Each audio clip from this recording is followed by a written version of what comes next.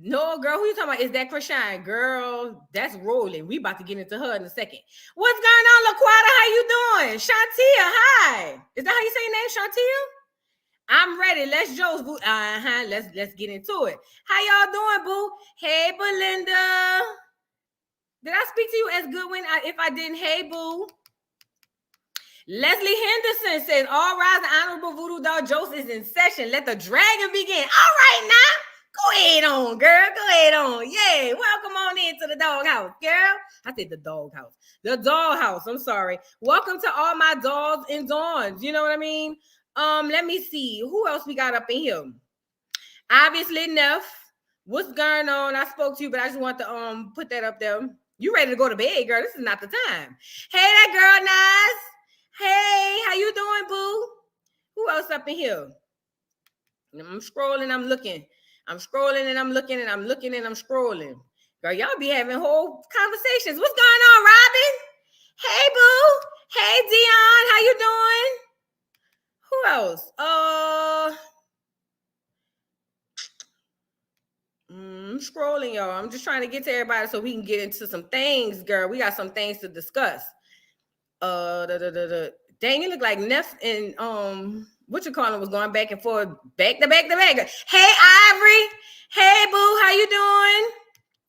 How you doing? How you doing? In my Wendy Williams voice. You know what I'm saying? Welcome to the dollhouse. Hey, Keishana, boo. How you doing, baby? Hey, girl. Hey, girl. Who else up in here, girl? Michelle. Hey, boo. Hey, yes, Keishana, tell them hit the like button. Please, y'all hit the like button when y'all come up in here. It don't cost you nothing, but just hit the little thumbs up. Girl, you could even thumbs down at this point, at this point. I don't even care. Hey, Tough, how you doing? Do it for your guy, for your BOY. Absolutely. RJ Rowley, what's going on, boo?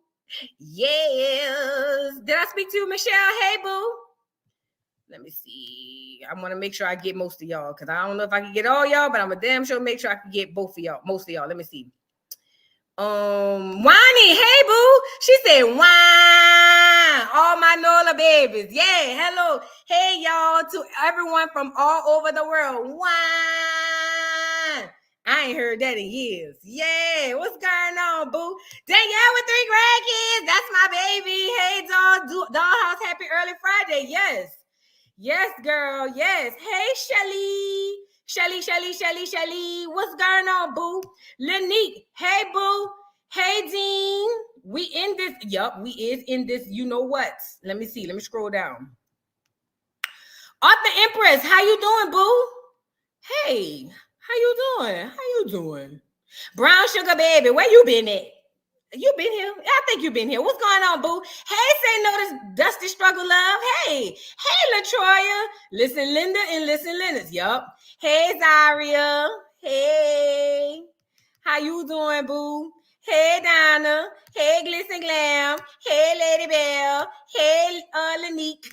Hey, Sexy Mocha. What's going on, all y'all? What's up? Hey, Toya. Hey, Prophet. Hey, Energy. Hey, I'm here for it. Y'all really showed up for the girl. All right. Hey, Ruthie. How you doing? Watching from, where you watching from? Tallulah, Louisiana. Hey, girl. All right. Yeah. I ain't never been to Tallulah, but I think I met somebody from Tallulah. You know, that's the country to us in New Orleans. But shout out to Louisiana. Anybody from Louisiana, shout out. Hey, Desiree. Hey, Shanta. What's going on? Goldilocks. Hey, boo. Hey, this is my first live. Welcome to the dollhouse then, girl. Look at you flipping and everything. Come on in. My girl flipping coming through the door. As you should. As you should. I'm here for it. Yeah, I like that. Optimistic. I'm finally on time, girl. I'm barely on time, but hey, boo. Hey, Shanta. I think I spoke to you. She's speaking to Queen. Leslie, hey, hear ye. The Honorable Voodoo is in session. Let the dragon begin. What's going on, boo? Who else up in here? Hey, Kia. Hey, K Double D. Who this is? Virgo woman. Hey, how you doing? Let me see. Gia, what's going on? Jasmine, what's going on? No Salt. No Salt was on that live with us yesterday. We had a good time. Now, between me, unicorn in human form, which is who I call Queen. Between me, No Salt, Neff, and who else is on there? And Queen, like I said, the man Lucas with the hard R. I didn't want to break up the positivity, but I sure wanted to ask him what the hard R was. Was it just me? Or, you know what I'm saying? It wasn't my live. It wasn't my house. So I said, I'm going to just fall back. That ain't on me. But I'm trying to see what had happened. What is the hard R? Because there wasn't an R in his name. So I was trying to figure out, but maybe that's just me. You know, my mind be all over the place. You know what I'm saying? But we going to move on. We going to discuss it. Hey, Dean. Hey, African Villette, is that how you say your name? Hey, boo. How you doing? Hey, Latress. Paradox True, what's going on? MB908, hey, boo. Let me see who else. Tracy's Take, hey, boo. Hey, Voodoo, how are you? I'm good, girl. I am good. I'm tired of traveling. I only been on 2 trips in 2 weeks, y'all. 3 weeks. I'm tired. If it wasn't my nephew getting married, I wouldn't go. I ain't even gonna hold y'all. I want to be lazy. I just want to stay at home. Hey, Ruthie. Hey, DJ Robs. What's going on? DJ Robs Blog. Diva. She ain't no diva. I'm a diva. I'm a diva. Hey, girl. In and out, I feel you. Oh, you gone. Oh, diva. All right, diva. Come on back, girl. Hey, Tammy. Hey. Winter K. What's going on? Sheila Askins, what's going on? Sexy Moke, I think I spoke to you, but we gonna speak again because there ain't nothing. Hey, Naughty Love. Yo, we gotta get into some stuff. Hold on, who this is? Miss Harley. Hey, Jasmine. Turn off. Yeah, girl. I'm gonna have to turn her off because she already lighting up. Matter of fact, hold on.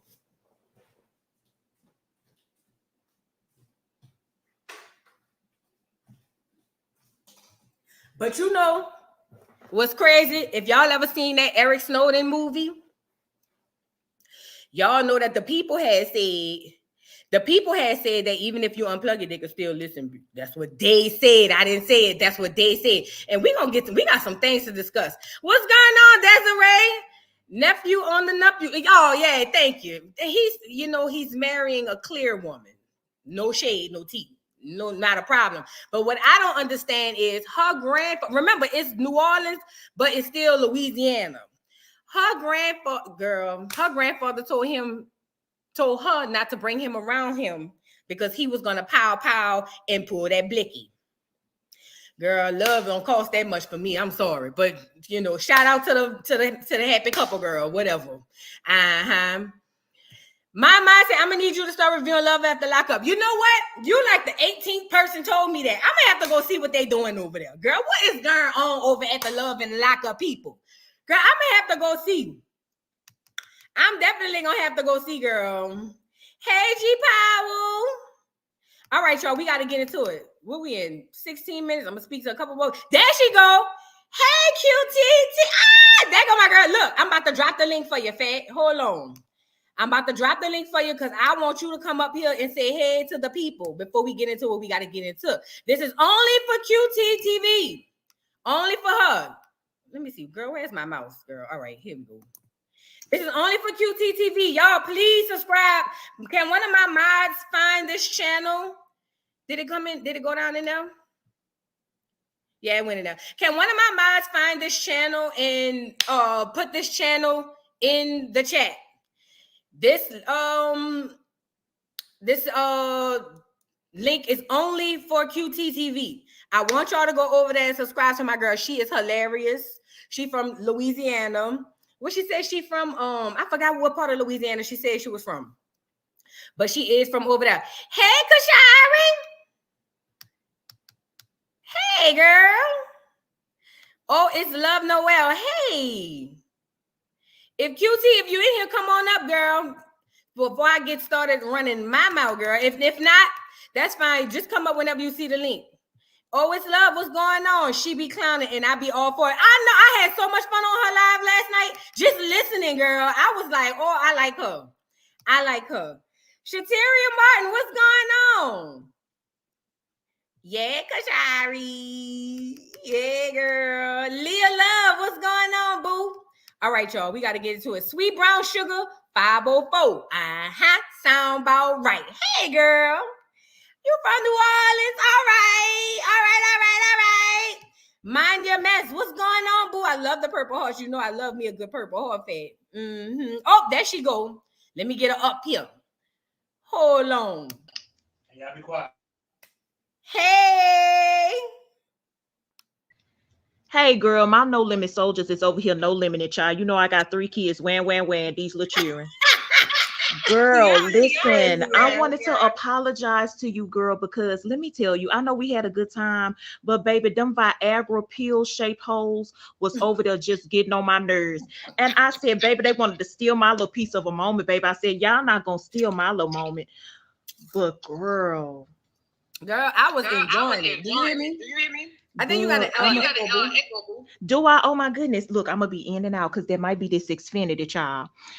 Girl, so I just wanted to say hey, but I just wanted to say too, now you probably already talked about this, but baby, did you see how Todd has been dragging Candy through these celebrity streets, baby? Baby, Todd have been dragging Candy by the wig, honey. And you know what? I just can't, cause girl, you know it's a good Thursday for some good old mess. And I said, baby, Todd been showing his natural black butt. You hear me? Yes. Baby. And he already watching it. Good. He already over there shaped like a popsicle. So he need to be happy that Candy even still taking him in, because word on the celebrity curb allegedly is he ain't bringing in many checks. Well, girl, they said, I didn't say it, but they said that they in the midst of that, like they separated. They about to. But girl, she claimed she bought her little self up there on the little thing, because you know Bravo had their little event. So girl, she sat up there and talking about, oh, the rumors are not true, and whoever made this up is somebody that don't like me. I said, well, you know what? I don't have a problem with Candy. You know what I'm saying? Candy is a very smart woman, but Todd gonna have to get it together, because he was over there calling the girl nasty and everything. I just didn't like that. That was embarrassing. Well, he feels like a prisoner, according to him.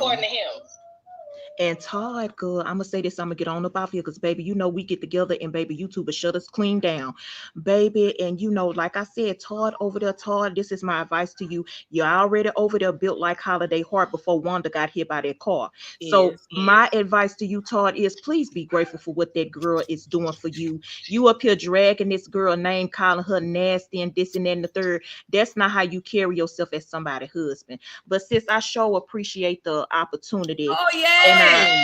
Yes, I really appreciate that so much. And I had such a good time when you dropped by. So I'm so grateful for your time. I really appreciate that so much. Yeah, girl, look, I'm telling one of my moms, I don't know if y'all dropped her link. Please drop her link for her. Oh, thank you, sis. I appreciate it. So y'all can go subscribe. That's my girl. I told her, I said, I've been watching you, girl. Good, look, I be trying to be a lady. I told them heifers, I said, you Viagra pill-shaped holes. I said, y'all don't see voodoo up in here. I said, y'all better act good. They was cut up. I said, let me handle these holes real quick, because they baby, we had us a good old time, baby. Louisiana was heavy all through that good. So I said, baby, all we needed was us a good old glass of Carlo Rossi or some child. But good, yes, honey. I'm so grateful for your time, and thank you so much, sis. I really appreciate that. Oh, no problem, baby. So, baby, let me get in this chat. Girl, yes, I'm about to get in this chat for some good old Thursday mess, baby, because you know I can't prepare, baby. I got my wine and everything, so I'm about to get in the chat. All right, boo. See you later. Thank you, sis. I appreciate it. Bye-bye. All right. Let me see. Am I still echoing? No, I don't think I'm echoing now. I think it was a feedback from QT's channel. Y'all go subscribe to my girl. My girl is hilarious. When I tell you last night, I was getting my entire life with this girl, dragging these people, girl. I was here for it. I was here for it. Her channel is hilarious. Go over there and subscribe. Please go subscribe to the girl. The girl is off the chain. I'm telling you. I love me some QT TV.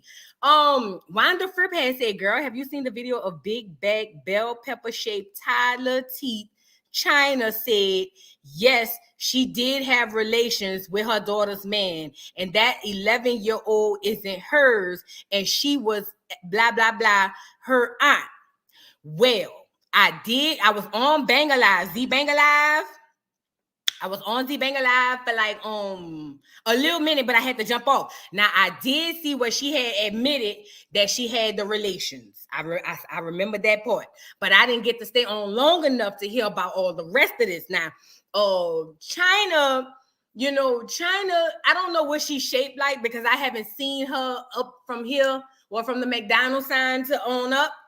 But ultimately, with China, I feel like, and this is just what I feel, I'm not saying it's so, I'm just saying what I think from what I've seen.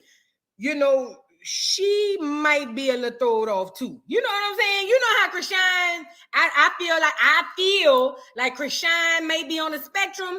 Wanda, I feel like China is on that spectrum too. And I feel like it's so bad because she suffered so much, according to her, that it just was too much, and now she's putting it out. But I don't think she's a great person. But I don't know the bitch, don't care about her, blah, blah, blah, blah, blah. But I'm gonna report about her. Is gonna do that. But yeah, I heard that girl, not the second part, but the other part. Yeah, let me just say this too while I'm up here. If y'all not following my backup channel, that's where the mess be at. Like, that's where I could go off and go in. And let me tell you why I went in the other day. I went in on roly poly, big, fat, funky, nasty, cheesy, dirty, knock knees, head ass. Yes, I did. I went in, and let me tell you why. If you won't go see the video, it's on the backup channel. You Voodoo Doll TV's The Dollhouse. But let me tell you why I went in on this bitch. Because see, I wasn't even supposed to come up here with all of this. But now I got to say what I got to say. That bitch won't block me. Oh, yes. Yes, she did. The bitch blocked me. That gallon of Kool-Aid built asshole. She blocked me, bitch. Yes, she did. Blocked me like a dog. And I kept saying, well, what did I do? But then I had remembered I did have drag her the day before. I did. But my thing is, the bitch won't get up here and say, oh, I'm trying to get it to 1 million subscribers. Well, bitch, why would you block me then, hoe? Hair pulling asshole. Bitch, you can't really fight for real. All you do is pull hair. Can we talk? Bitch. Girl, blew me. But like I said, I got 50 YouTube channels and Instagrams. Bitch, I just logged out of that one and logged into a new one and was back on there. What's up, bitch? Girl, fuck a roly-poly, bitch. But yeah, y'all go look at, come travel with your girl new. That whole, listen, hold on. Let me get you up here. Hold on. Let me get your comment up here. Let me tell you something. That whole blocked me like the police block the parades, bitch. Like the police block the streets when construction going on. That whole blocked me like I was Bill the Block. Do you hear me? Block me like a dog, bitch. I'm wondering, I'm like, why I can't find her? Why I can't find her? Then it dawned on me. I said, bitch, let me log into one of my other pages and go find this hoe. And show as a shit, and show as I got a nose on that face, on my face, that big, fat, funky, nasty, cheesy, dirty, refrigerator, deep freezer, microwave oven built hoe blocked me like a dog, bitch. I was dead in the water. I said, oh, you cheesy, knocking these bitch knees, knocking like trick-or-treaters. Bitch, fuck you, Rolly. Say what I said. Nah, bitch. Fuck you, ho. Nah, since you won't block me, block your knees, ho. That's what you need to block. Fuck. That ain't what I was trying to be up here on. But since the bitch won't block me, old chafe ass ho, fuck you, roly-poly, bitch. Say what I said. Ho. Got me out of character. I ain't gonna lie, I was flattered too, though. I was like, oh, that means she watched me. She saw me. But then I was just like, but this a hood booger project bitch who just on Zeus fighting. That hoe ain't nobody to be seen by. Girl, fuck that hoe. Fuck that hoe. Fuck a roly-poly. Fuck rolls, dinner rolls. Fuck toilet tissue rolls. Fuck all the rolls in everywhere, all over the world. Fuck Thanksgiving rolls. Fuck cinnamon rolls, bitch. Fuck roly-poly. Say what I said. Say what I said. Chafe ass hoe. Bitch. That would look like she need to be putting powder between her legs to make sure the skin don't, until that hoe get to being raw down there. Put some Neosporin between your legs, hoe. Bitch. Yeah, so fuck rolling. Anyway, moving on. So after it's fuck rolling, what else I had to go say? What else I wanted to get up here and say? Let me say what I got to say. What else? Let me get it off my chest. But no, y'all got to go follow my backup page if y'all want to see where I be going in. See, because I realized on the main page, I be having a trade light. You know what I'm saying? But on the backup page, I could wooty wham wham. You know what I'm saying? But yeah, that knock-knee hoe tried to play on my top, bitch, and block me, bitch. And you want to make it to 1 million subscribers and you want to block me, bitch? How dare you, hoe? And Rolly really thinks she's that girl. And you know, furthermore, I was watching her on that Instagram live with Armand, and Armand over there gassing her up and stroking her ego, talking about, girl, the more you update yourself and make yourself so much better, that's when people gonna hate. I need everybody in this chat to come up to the front of the congregation. Who in the entire fuck want to be rolling? If you do, put a 1 in the chat. If you want to be rolling and you jealous of rolling, put a 1 in the chat, because we're going to have to talk about it. Because at the end of the day, you might be on the spectrum too. But if you do not want to be a roly-poly, I'm talking about a bitch who laid on the table like Frankenstein, bitch, and let this man with a Rolex and no sanitization dig all up in your belly and in between. No, he ain't get between the legs. And in your backs and your neck, bitch. Talk about Kaya. My neck, my back. That whole laid up on live, mind you. And let this man suck all the pizza rolls, suck all the cholesterol, all the fried chicken, all of this shit up out of her, all for the sake of saying, bitch, I had surgery. All for her to get out the same way she came in. Girl, fuck her, Rolly. And Armand, you're wrong. Armand, I know that's your girl, but you got to be honest with her. Ain't nobody jealous of Rolly, Fed. I promise you. Ain't nobody jealous of Rolly. Don't nobody want to be no roly-poly, bitch. Rolly look like she don't want to be Rolly. And another thing, too, the bitch look like she smell like Black and Miles, and I don't like it. Black and Miles and Four Locos, and I don't like it. I don't like it. Because just, you know, you ever been around a bum who smoke and drink Four Locos? Y'all know about Four Locos? She look like she smell like Colt 45, some type of malt liquor. And her lips all black. It just feel like when she lick her lips, she tastes tobacco. Girl, just blow me. Wood tip pie? She don't do the wood tip. The way Rolly look like if it come with a tip, she take it off and put it in and smoke it straight out like that. Mm-hmm. And every time she lick her lips, it get a high. She get a nicotine high because it tastes like tobacco. Mm-hmm. Yes, ma'am. Yeah, fuck roly-poly. Say what I said. Now let's move on. Who else I wanted to get on here and say something about? I was on somebody else live. I told him I was gonna shout him out. Who else live I was on yesterday? Oh Lord, I'm drawing a blank. Oh girl, I need to do the back of my braids over, girl. I'm just getting a little rough back here. Nevertheless, yeah, girl. Look, yes, as good went about like Cisco, yup. Four Locos is crazy, bitch. You gotta not care about the world or yourself to drink a Four Loco, bitch. Girl, it takes the winos out of Four Loco, and she looked like she drank them bitches for breakfast, lunch, and dinner. Say what I said. That old cool filter king shaped ass hole, girl. Anyway, that's not why we here. This supposed to be educational. Friday. She blocked you because she know you getting big and everybody's talking about you. You think? I don't know. I think she just heard me drag her and she was like, fuck that whole bitch. I mean, as she should. I ain't mad at it. Y'all like the video? Hey, sister girl. Hey, Kissy. I had you. I saw you up here.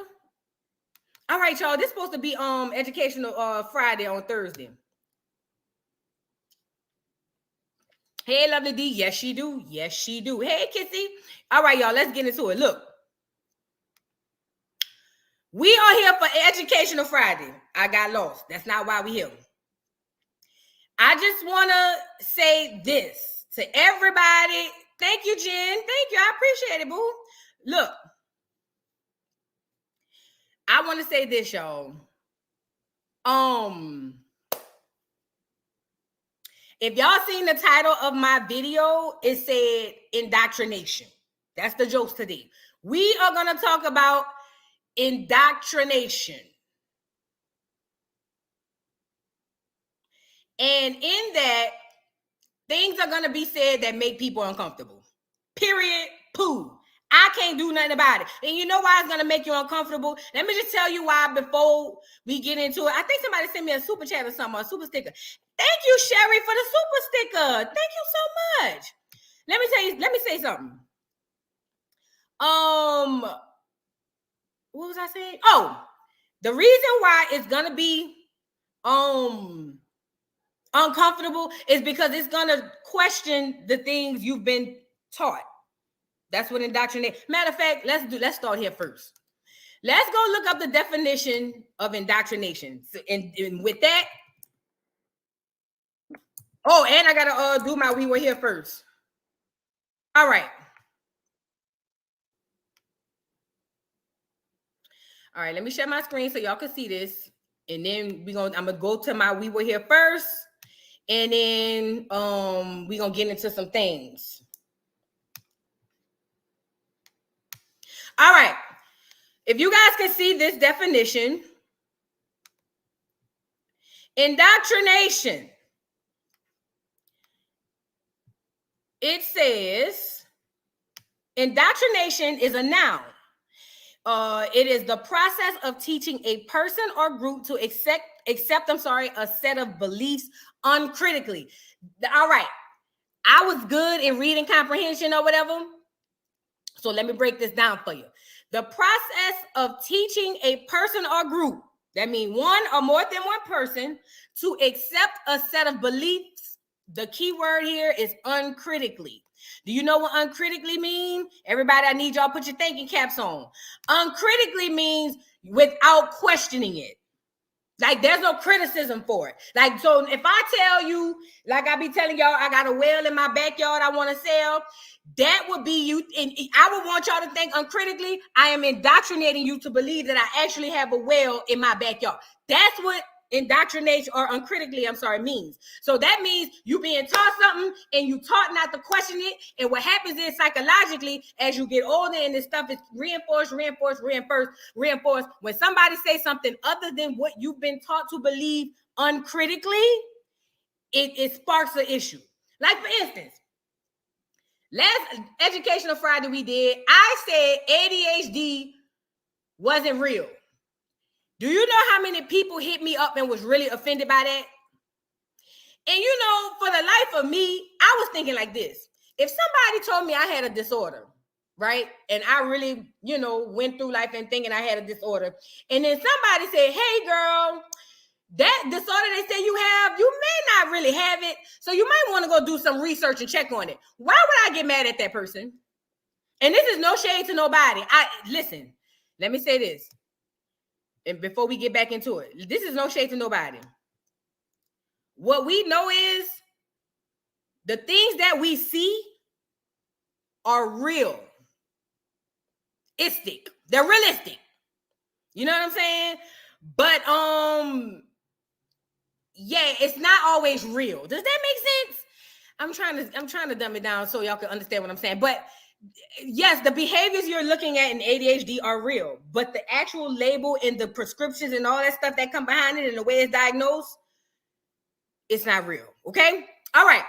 Now let's look at an example. It says prisoners are subjected to brainwashing, indoctrination, and punishment. He denounces political indoctrination in the classroom. So meaning like prisoners are subjected to brainwashing, indoctrination, and punishment. Y'all ever heard people say people are institutionalized when they get out of prison? That's part of indoctrination. All right. And the archaic meaning of it was teaching or instruction. And it says methods that were approved by indoctrination in divinity. All right. So now that we know what indoctrination is, it's just teaching you to believe something without questioning it. That's all it is. You're right, sister girl. People know what they taught, and I get that. But in order for me to really be honest and teach, and not teach, because I'm not a teacher, but try to get you guys to educate yourselves, because I'm just the messenger. It's up to y'all to leave from here and go do your own research. In order for us to get to the point where we are open to things, we have to be open to things and be open to the idea that maybe some things that we were taught wasn't right. For instance, everything you were taught in your life via school, everywhere, I'm gonna just say that because I don't want to trigger nobody, is wrong. It's wrong. All of it. Let's just go with school. All of that shit wrong. They give you half truths and then they leave it there. And they leave it in a place where you uncritically question it. What am I talking about? The out of Africa theory. Shanta said, yes, like religion. We are taught our religion and told something bad will happen if you question it. Now, a lot of Christians constantly sending people to hell. Oh, yeah, girl. Yeah, that's what they do. But listen, that's an indoctrination as well, religion. Not believing in God, because y'all have to understand this. Believing in God and religion, they're even though you're taught that they go hand in hand, they don't. You don't have to be a part of nobody's religion to have a relationship with God. Period. Poo. So that's one of the indoctrinations. Now, let's get into it. Where was I going? Oh, I'm going to start out with some bold statements, and y'all going to be like, I know this bitch didn't say this, and I get it.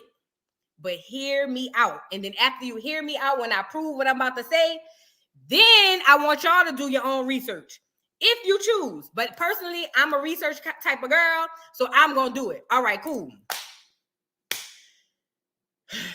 Y'all ready? Is y'all ready to hear what I'm about to say? Because this is about to ruffle a lot of feathers. I'm telling you right now.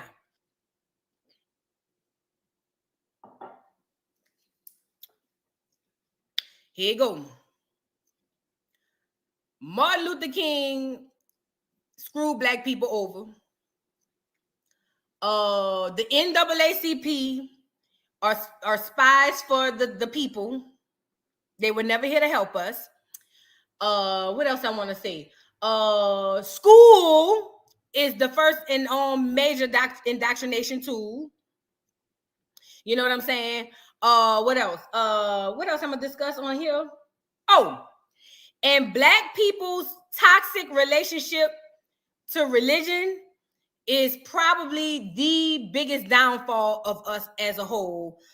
And and that's why we don't have no identity, because everything that we are being taught is taught there in school and enforced through the church. I don't know if y'all know me. I don't like pastors. I don't trust them. Not none of them. Not one of them. People get up here and say, well, my pastor good. Shout out to you. I don't trust pastors because I know what they're doing. Pastors, civil rights leaders, all of them people. Remember I told y'all the world is a stage? They're puppets. They're put there for a reason. Every now and again, you get one who ain't a puppet, and you know that they're not a puppet because they don't last long, Malcolm X.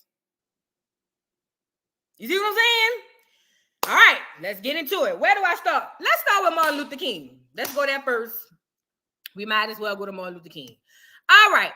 Reverend Dr. Martin Luther King. He was a civil rights activist. Most of us was taught, Most of us was taught that in school, I know this is how it was taught to me. Y'all stop me when I start lying. You hit the nail on the head, Paradox, true. Listen. No, not in the Luther King Queen Revolution. Look. Martin Luther King, like rappers today, okay, civil rights leaders and entertainers are one and the same. Let me tell you why. They both sign up for selfish gain. Some of them do not know what's going to happen later to them. Some of them don't realize that the shit gonna backfire on them, and some of them are going in blind and don't realize that they're signing up to hurt themselves and the people who look like them. However, all of them find out at some point or another. And when you are done being used by the system, you get it?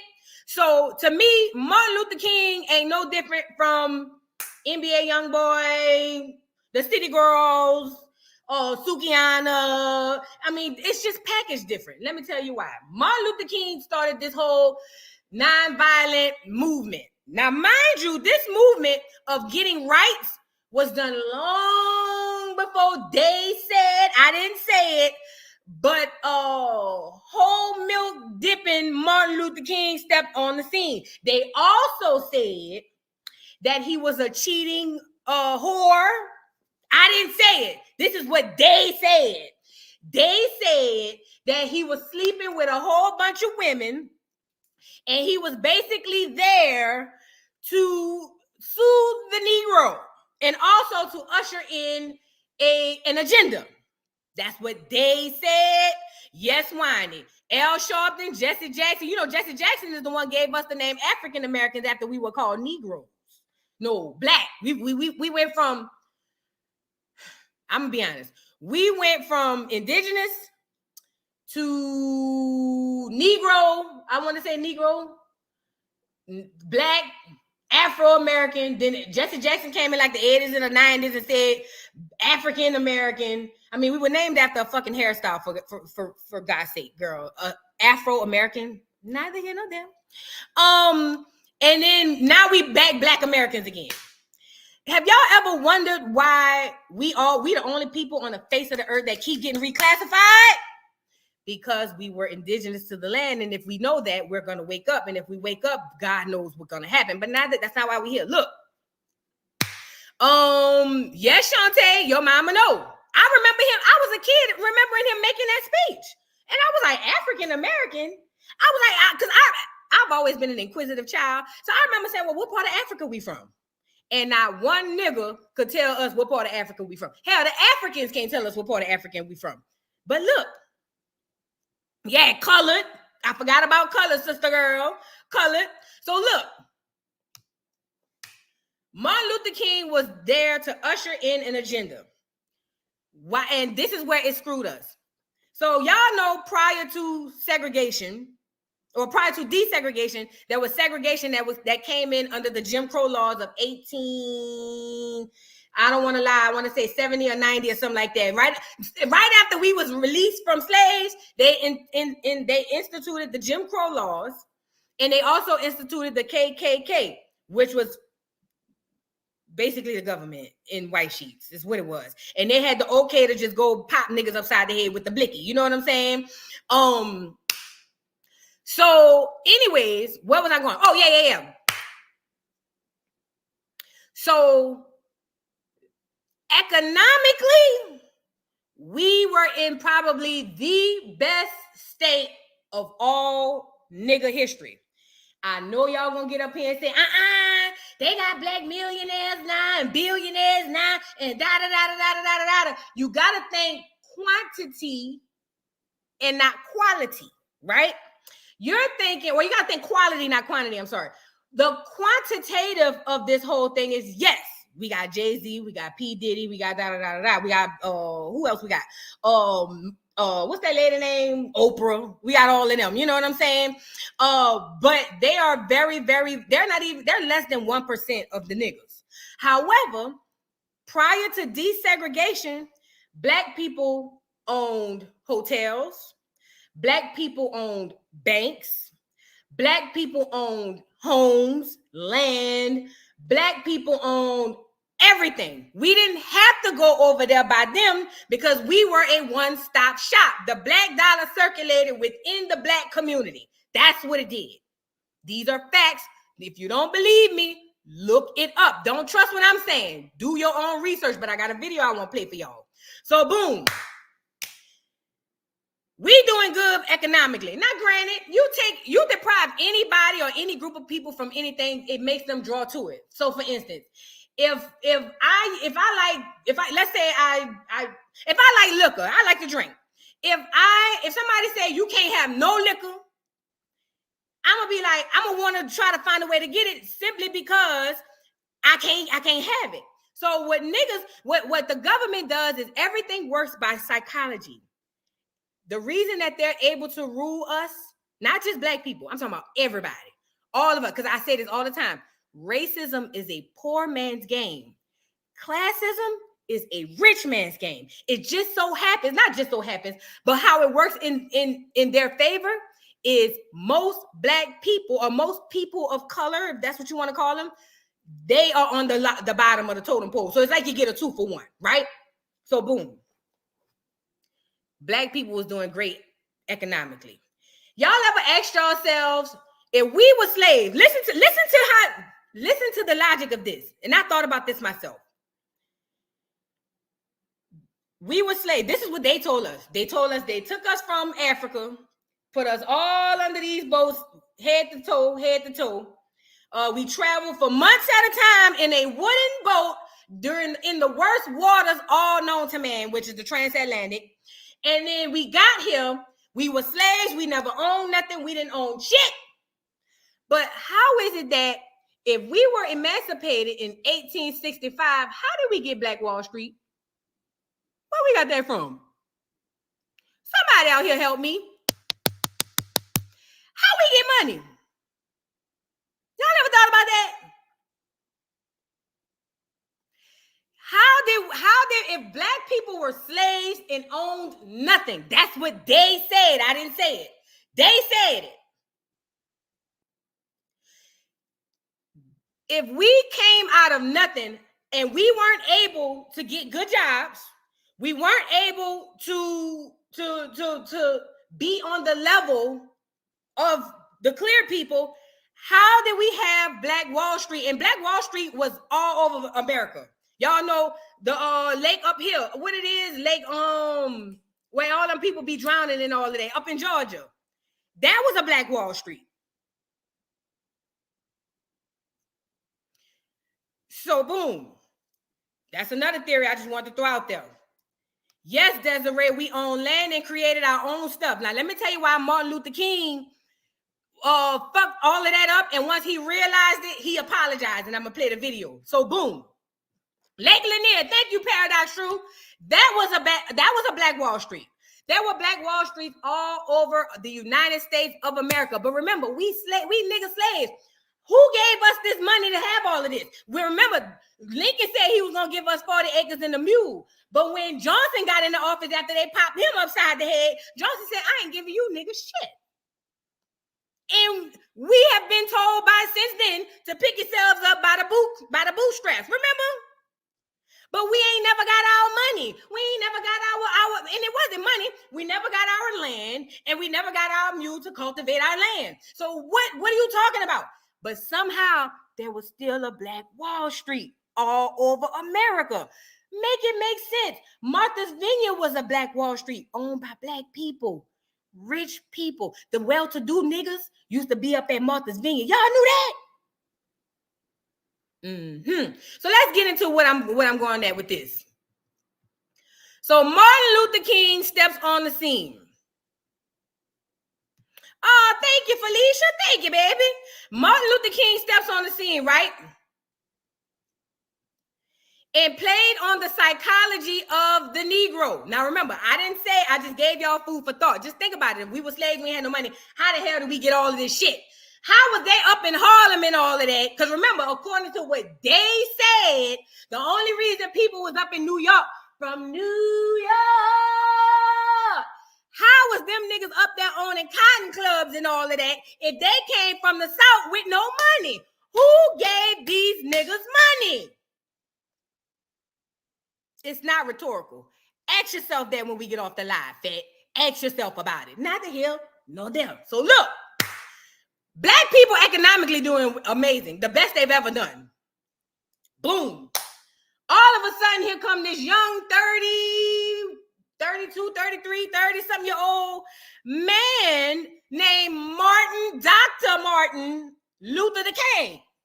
Now, Martin Luther King in my opinion, what I believe through help with the government, he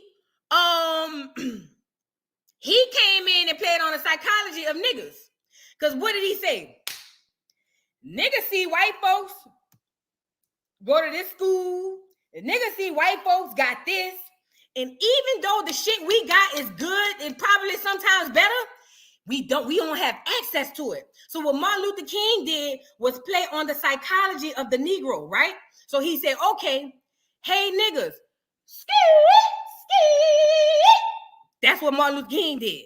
He said, look, y'all see how them white folks got that whites only bar over there and that whites only diner? And niggas was like, yeah, you know that white only pie? How's about I turn y'all into some nigga pies? You know that type of pie? Y'all seen that? And niggas was like, yeah, I see that shit. Y'all don't think that it's unfair that we can't be with them? Mind you, we don't need to be with them. We got our own everything. Economically, financially, we are on the fucking Listen, when the Great Depression happened, you know why black people wasn't affected as much as the clear people? It's because the poor black people was already poor. So bitch, nothing from nothing leaves nothing. We all right. You know what I'm saying? But the ones who were doing well continue to do well. That's why they pull up the KKK. Y'all ever heard of the Reconstruction era? That's why they developed the KKK to come kill niggas. Why else do you think a group of people won't have such hatred for these niggas? If we poor and we ain't got nothing, why they worry about us? You want to know why? Because we had something. You know how the school told y'all that the black people fought on the side of the Civil War of the South just so they could no, they said they went to the North to fight for freedom, and the ones who was down South was, I don't know if they were saying they brainwashed or whatever, but look, that's a lie. The black people who was fighting on the side of the Civil War, they had land and taxes and all that at stake too, so they fought too. I found a cousin of mine who fought in the Civil War for their land. Let's get back to it. So Martin Luther King was like, hey niggas, don't you think it's fucked up that they got this, that, and the third, and you can't partake? And playing on the psychology, like I said, when you got something, that if I have something and you got something, but I could play with yours, but you can't play with mine, it's gonna want you to play with mine more than anything. Thank you, Miss Parker. Miss Parker, keep preaching, sis. I'm here for it. Thank you. Look. So the niggas was like, yeah, but not all the niggas. It's another part. Not all niggas was like, yeah, I see that shit. I want to be able to drink from their water fountain. Not all niggas was like that. You know how he was able to infiltrate and penetrate the culture? The kids, them churn. You ever heard that old saying, you can't teach an old dog new tricks? So how do you do it? Indoctrinate unsuspecting children who will grow up and believe everything that you said and not question the beliefs uncritically. Remember I showed y'all that? Indoctrination is to believe something without questioning it uncritically.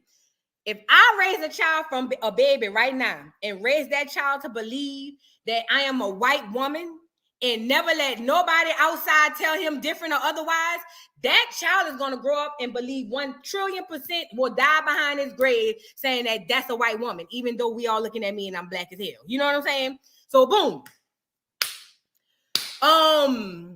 So the niggas, the children was like, yeah, I see that shit. And Martin Luther King was like, I think we should go for legislation to tell them that we want to be treated equal. This the gag.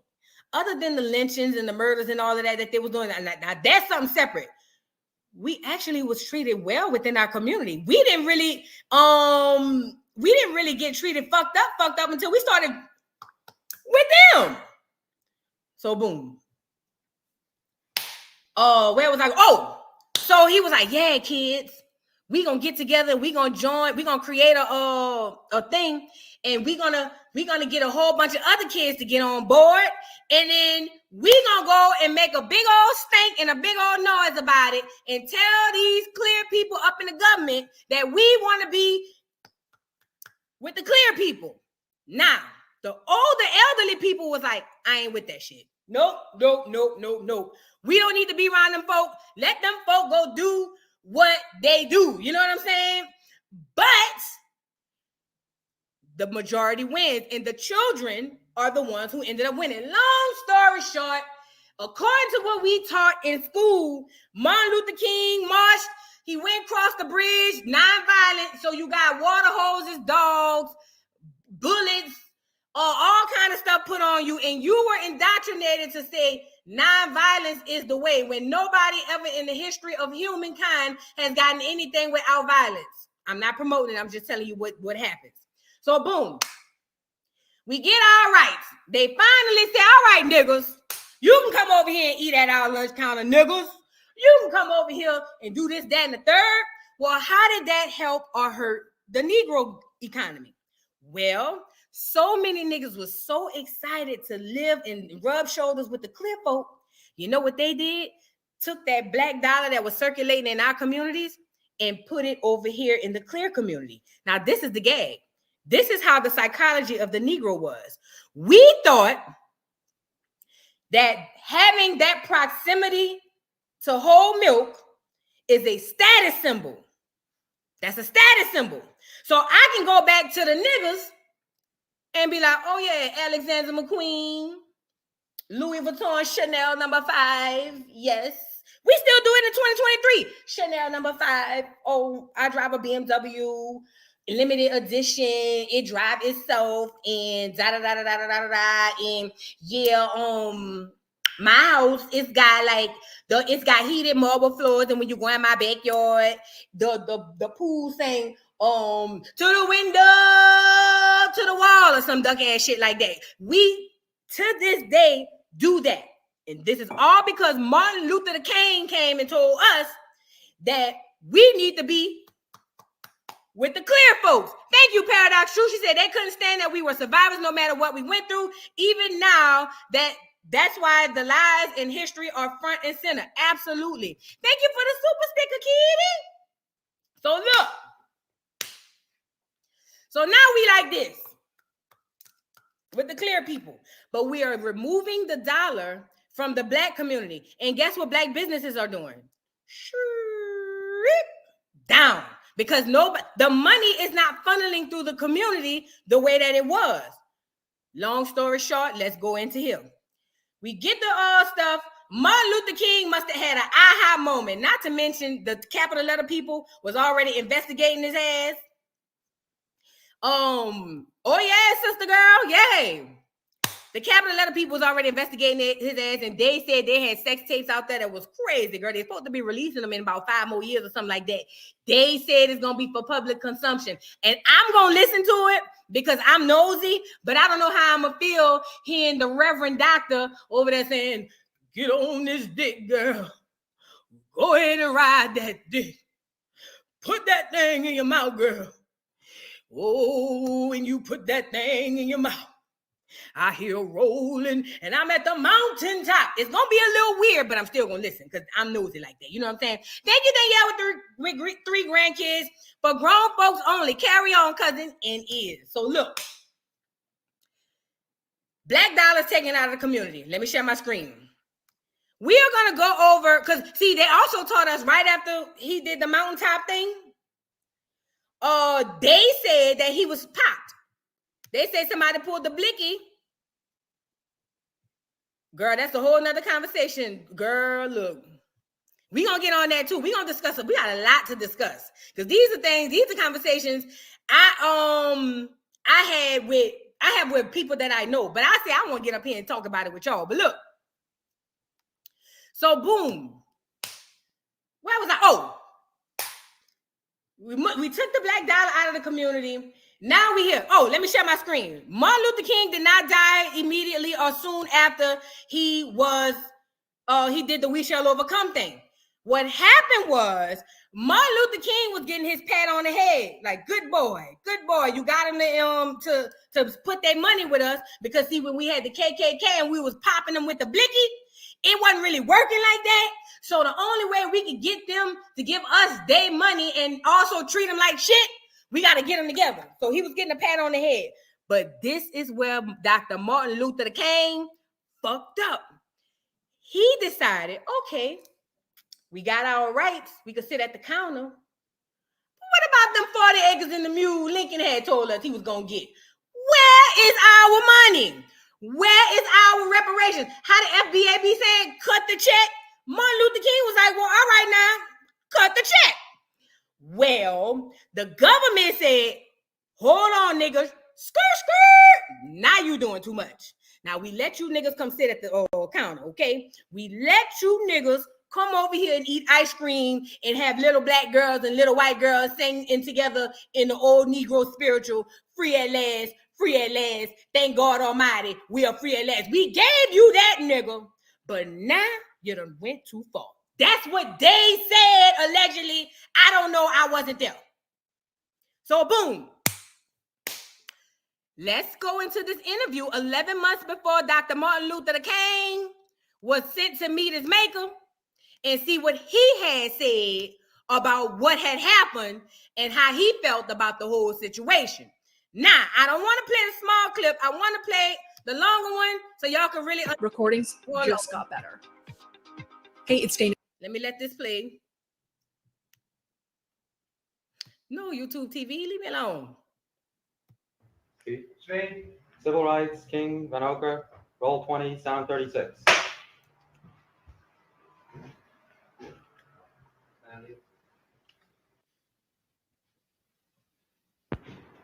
Dr. King, this church is as good a place as any to go back over your commitment to the civil rights movement. When you went out from here into university and then you went to Montgomery, Alabama and started the bus boycotts there, what was the philosophy of the civil rights movement as you saw it then? Really quickly, you know, church is or was the staple of the community. The only way to get people to think or believe something uncritically is to do it through the church, because they trust the preacher more than any. The preacher in black people's eyes who believe in religion, he's like, is God, Jesus, if you believe they separate, than the preacher. So he like high up in rank. So if the preacher say it, it is so. So everything that was pushed through the church. Now this interview is happening through the church as well, because you know that's where the message, that's where niggas listen. That's where the niggas ears be open. Niggas ears don't be open unless they come from, you know, somebody like this at the church. So listen to it. More than 10 years ago. Well, I would say then the philosophy was that we must go all out to use legal and nonviolent methods to gain full citizenship rights for the Negro people of our country. Of course, that particular struggle and that philosophy centered on breaking down all of the barriers of legal segregation. So now remember, he talking about money now. We done already desegregated. So he, at this part,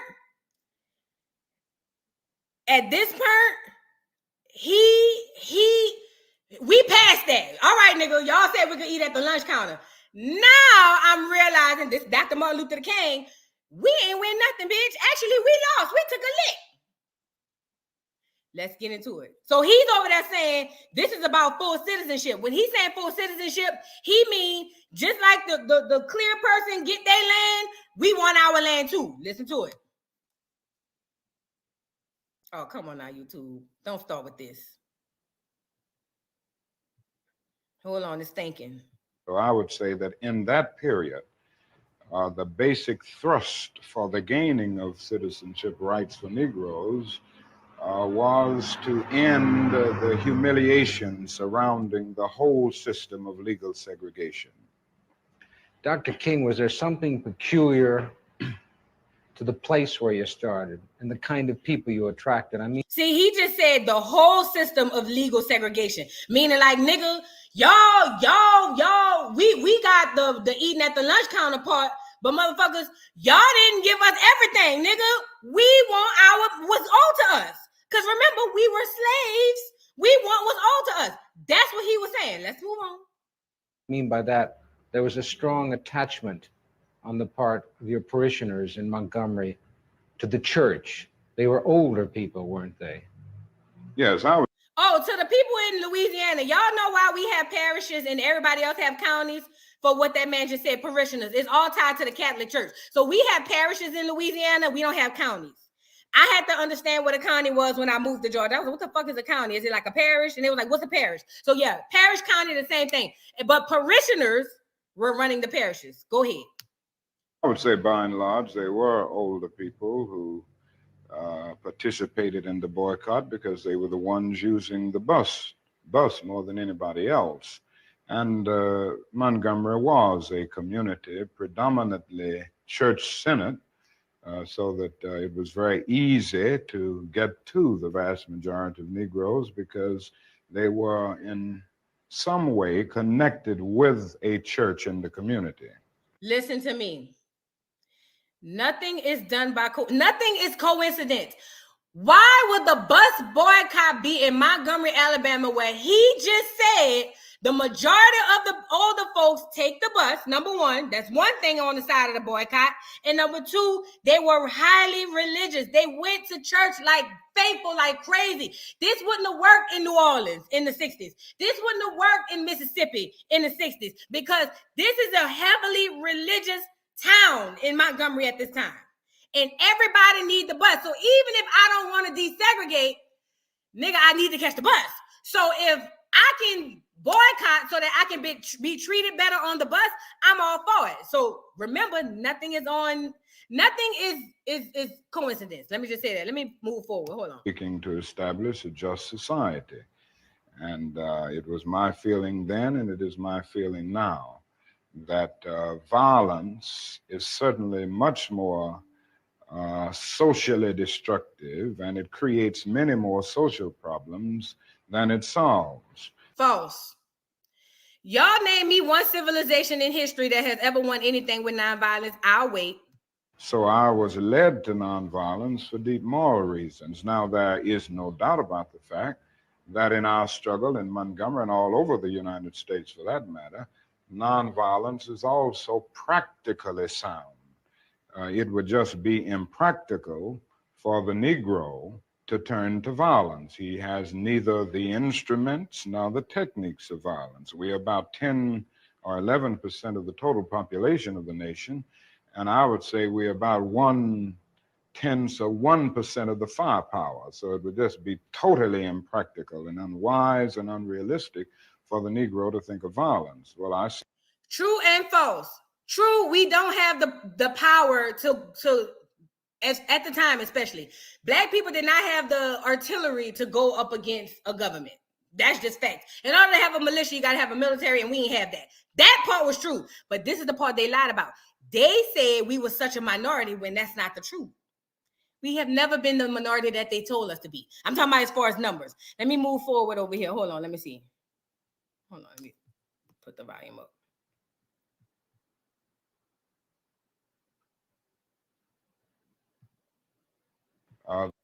The problem for many years was more crystallized and, in a sense, more visible in the South.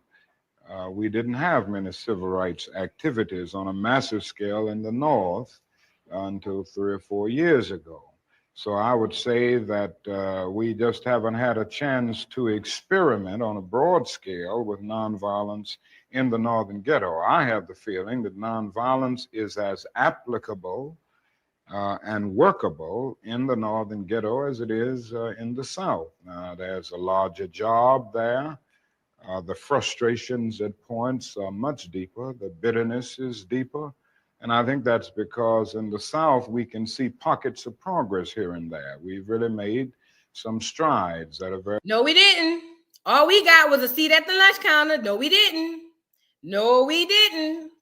No, see, integration didn't matter to people, not as much. It wasn't as important to people up north because them people was thriving, them people was doing their thing. Them people was like, it is what it is. Like, and it's not that we weren't thriving in the South, but remember, we were indoctrinated to believe that we wasn't.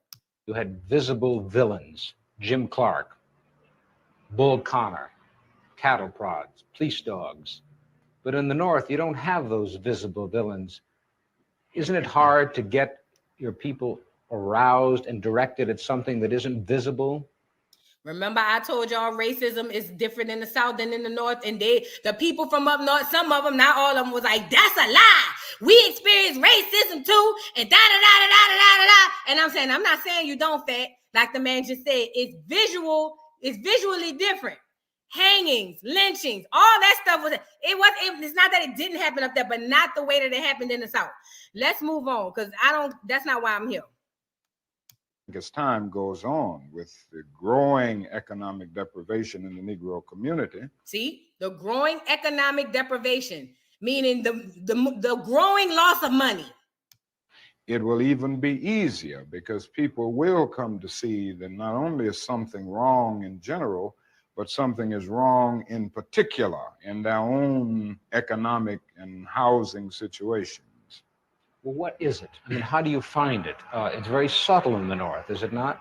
I don't care. It's subtle, but they're talking about the disparities between the North and the South. Hard to see the exploitation that the Negro confronts in the ghetto, where he is forced to pay more for less and constantly trying to make ends meet, but because of either no job as a result of unemployment or a job that is so economically unprofitable. You notice how many times he's saying economically, he talking about money.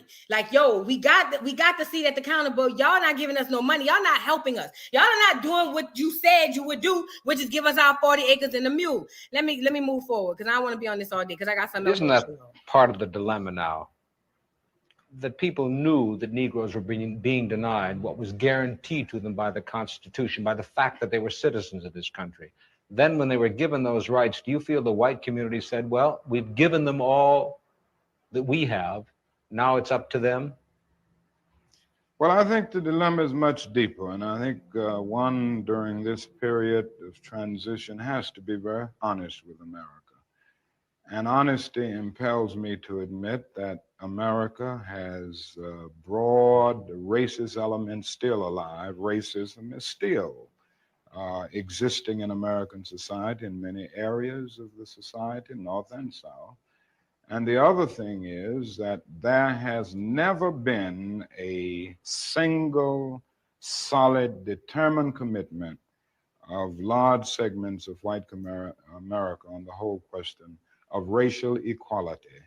I think we have to see that vacillation has always existed, ambivalence has always existed, and this to me is the so-called white backlash. It's merely about the extremist behavior toward Negroes, but they were not at that moment, and they are not now, committed to genuine equality for Negroes. This the part right here. He's saying when we was marching and singing "We Shall Overcome," the clear people was ready to march with us and walk hand in hand. But now that we saying we need our economic rights, they ain't with that. They ain't trying to help us like that. This is where the wheels get to turning. Much easier to integrate a lunch counter than it is to guarantee an annual income, for instance, to get rid of poverty for Negroes and all poor people. It's much easier to integrate a bus than it is to make genuine integration a reality and quality education a reality in our schools. It's much easier to integrate even a public park than it is to get rid of slums. And I think we are in a new era, a new phase of the struggle, where we have moved from a struggle for decency, which characterized our struggle for 10 or 12 years, to a struggle for genuine equality. And this is where we are getting the resistance, because there was never any intention to go this far. People were reacting to Bull Connor and to Jim Clark rather than acting in good faith for the realization of genuine equality. So let me put it in layman terms what he said. Let me put it in nigger terms because he was talking preacher. Let me put it in nigger terms. So what he said was, oh yeah, when we was trying to fight for equality to sit at the lunch counter, they was all here for it, and they was coming down in droves and helping and da-da-da-da-da-da-da-da. But when I started saying, okay, I thought desegregation was going to afford us the rights of all economically, meaning we want to be put on an equal playing field with y'all. Jobs, land, whatever. And the white people was like, I ain't say all that. I help you get to the lunch counter, but I ain't say all that. That's what he's saying. And he said it's becoming clear to him that them clear people ain't give a damn about us. They was just down there reacting to somebody they ain't like. They didn't give a good goddamn about niggas. That's what he said. All right, let me fast forward it to the part that I really want to get where he said what he had to say. Hold on. Let me pull up the window. All right.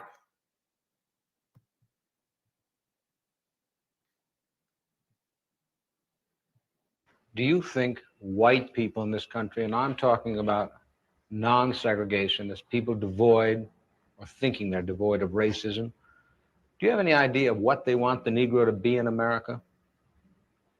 Well, it depends on the level that we are talking here, because I think you have to make a distinction between the people who are genuinely and absolutely committed in the white community on the question of racial equality. And I must confess that I think they're in a very small minority. So he's saying, the man asked him, do you think that they got clear people who really, really want y'all to be equal and get y'all checks? And Martin Luther King was like, I mean, they got a couple of them, but it's a small few. It ain't a whole bunch of them. The majority of them don't want us to get nothing. But they got a couple of them who do. That's basically what he's saying. Let me go forward. That was done. The Negro was brought here and changed, treated in very inhuman fashion. And this led to the thingification of the Negro. So he was not looked upon as a person. He was not looked upon as a human being with the same status and worth as other human beings. And the other thing is that human beings cannot continue to do wrong without eventually rationalizing that wrong. So slavery was justified morally, biologically, theoretically, scientifically, everything else. And it seems to me that white America must see that no other ethnic group has been a slave on American soil. America freed the slaves in 1863 through the Emancipation Proclamation. Yes. 1863 was when the proclamation was signed. 1865 was when niggas went and told other niggas, hey, y'all, we free. And niggas was like, I ain't believing you, nigga. And they was like, y'all, I'm telling you, we free. And they was like, I don't believe that. So, well, 2 years leading up to 1865, nigga on top of nigga came to the people down there in Texas. It was like, hey, you dumbass niggas, y'all don't have to be slaves no more. We free. And the niggas on the cotton fields and well, not cotton fields, but on the plantations was like, I don't believe you, nigga. They had to go get a Yankee soldier from the north to come tell the same niggas, hey, Negroes, you guys are free to go. And niggas was like, for real? Mind you, niggas had been telling them that was free all that time. Yes, Paradox Truth. And that's what the holiday, remember y'all was happy? Yay! Biden gave us Juneteenth. That's my president. Do you know what you're celebrating? The ignorance of niggas. Because Juneteenth, it was June 19th when the clear man came down to Texas and said, hey, niggas, y'all's free. And they was like, ooh, even though niggas have been telling them for 2 years straight. Do you hear me? So that's y'all Juneteenth. Y'all can have it, fat. I don't celebrate Juneteenth. I appreciate the day off from work, but I don't do the Juneteenth thing. That ain't really my thing. So shout out to y'all with the Juneteenth. I'm blackity black, get y'all the black pride stuff out, get your little Africa flags and all of that. Put your dashikis on and your afros. Get your little pick, put it in your head. Shout out to y'all with y'all Juneteenth. Shout out to y'all. Mm-hmm. Yep. Let's move on. Because it's almost to the point where I want it to be. Of Abraham Lincoln, but gave the slaves no land or nothing in reality, and as a matter of fact, to get started on. At the same time, America was giving away millions of acres of land in the West and the Midwest, which meant that there was a willingness to give the white peasants from Europe an economic base.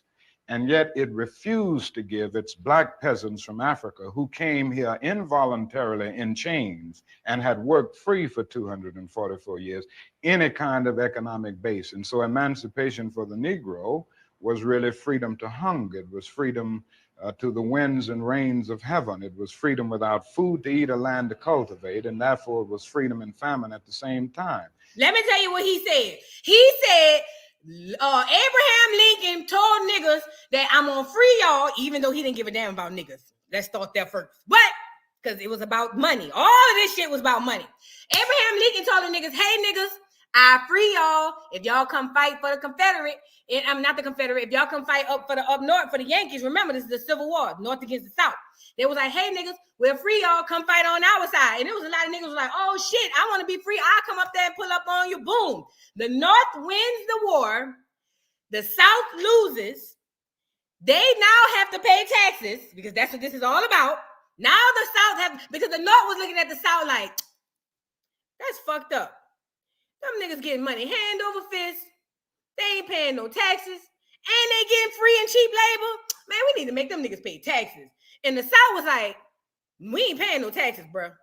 And at the end of the day, fuck y'all. We just want to separate all together. Nigga, it ain't nothing. So the North was like, nigga, you really trying to play on my top? Like, nigga, do you know who we are? And the South was like, nigga, fuck y'all. It's up. It's up, nigga. It's up. You know what I'm saying? So next thing you know, boom, them hoes get the twisting. You got niggas on the north side. You got niggas on the south side. Everybody twisting. The North won. And the promise that Abraham Lincoln gave to the niggas, hey niggas, we gonna give y'all free and we gonna give y'all 40 acres in the mule. And the nigga was like, shit, hell yeah, I'm pulling up. You know what I'm saying? But what happened was, right after he was elected, he went into a theater and got the blicky put on him. So now the new president come in, Johnson, all the niggas was happy until he got popped. The niggas was like, I know these niggas did not just pop Lincoln before he gave us our 40 acres in the mule. It's almost like if somebody owe you right now, let's say somebody say, hey y'all, no, I'll give you a better example. Y'all ever seen the movie Life? Put a 1 in the chat if you've seen the movie Life, because I got to give you this. And if not, I'm going to give you the story anyway. Y'all remember in the movie Life when Claude and Ray went to the old folks home, the infirmary. Remember? They was old as shit. They went on that trip. They had the shotguns or whatever, and they ended up popping the sheriff who got them in jail anyway. Remember that? Boom. When they got back, because they didn't pop them. The what do you call them? The people who run the jail. The man who ran the jail, he popped them. So he felt so bad. He said, look, when we get back, y'all, I'm going to go home. He was in there. He said, I'm going to go take a nap. Tomorrow, I'm writing up y'all papers to free y'all because this was wrong. Y'all was wrongfully convicted. That's what he said. But it just so happened he died on the shitter. Y'all remember that part? Yeah, Eddie and Martin, Claude and Ray, whatever.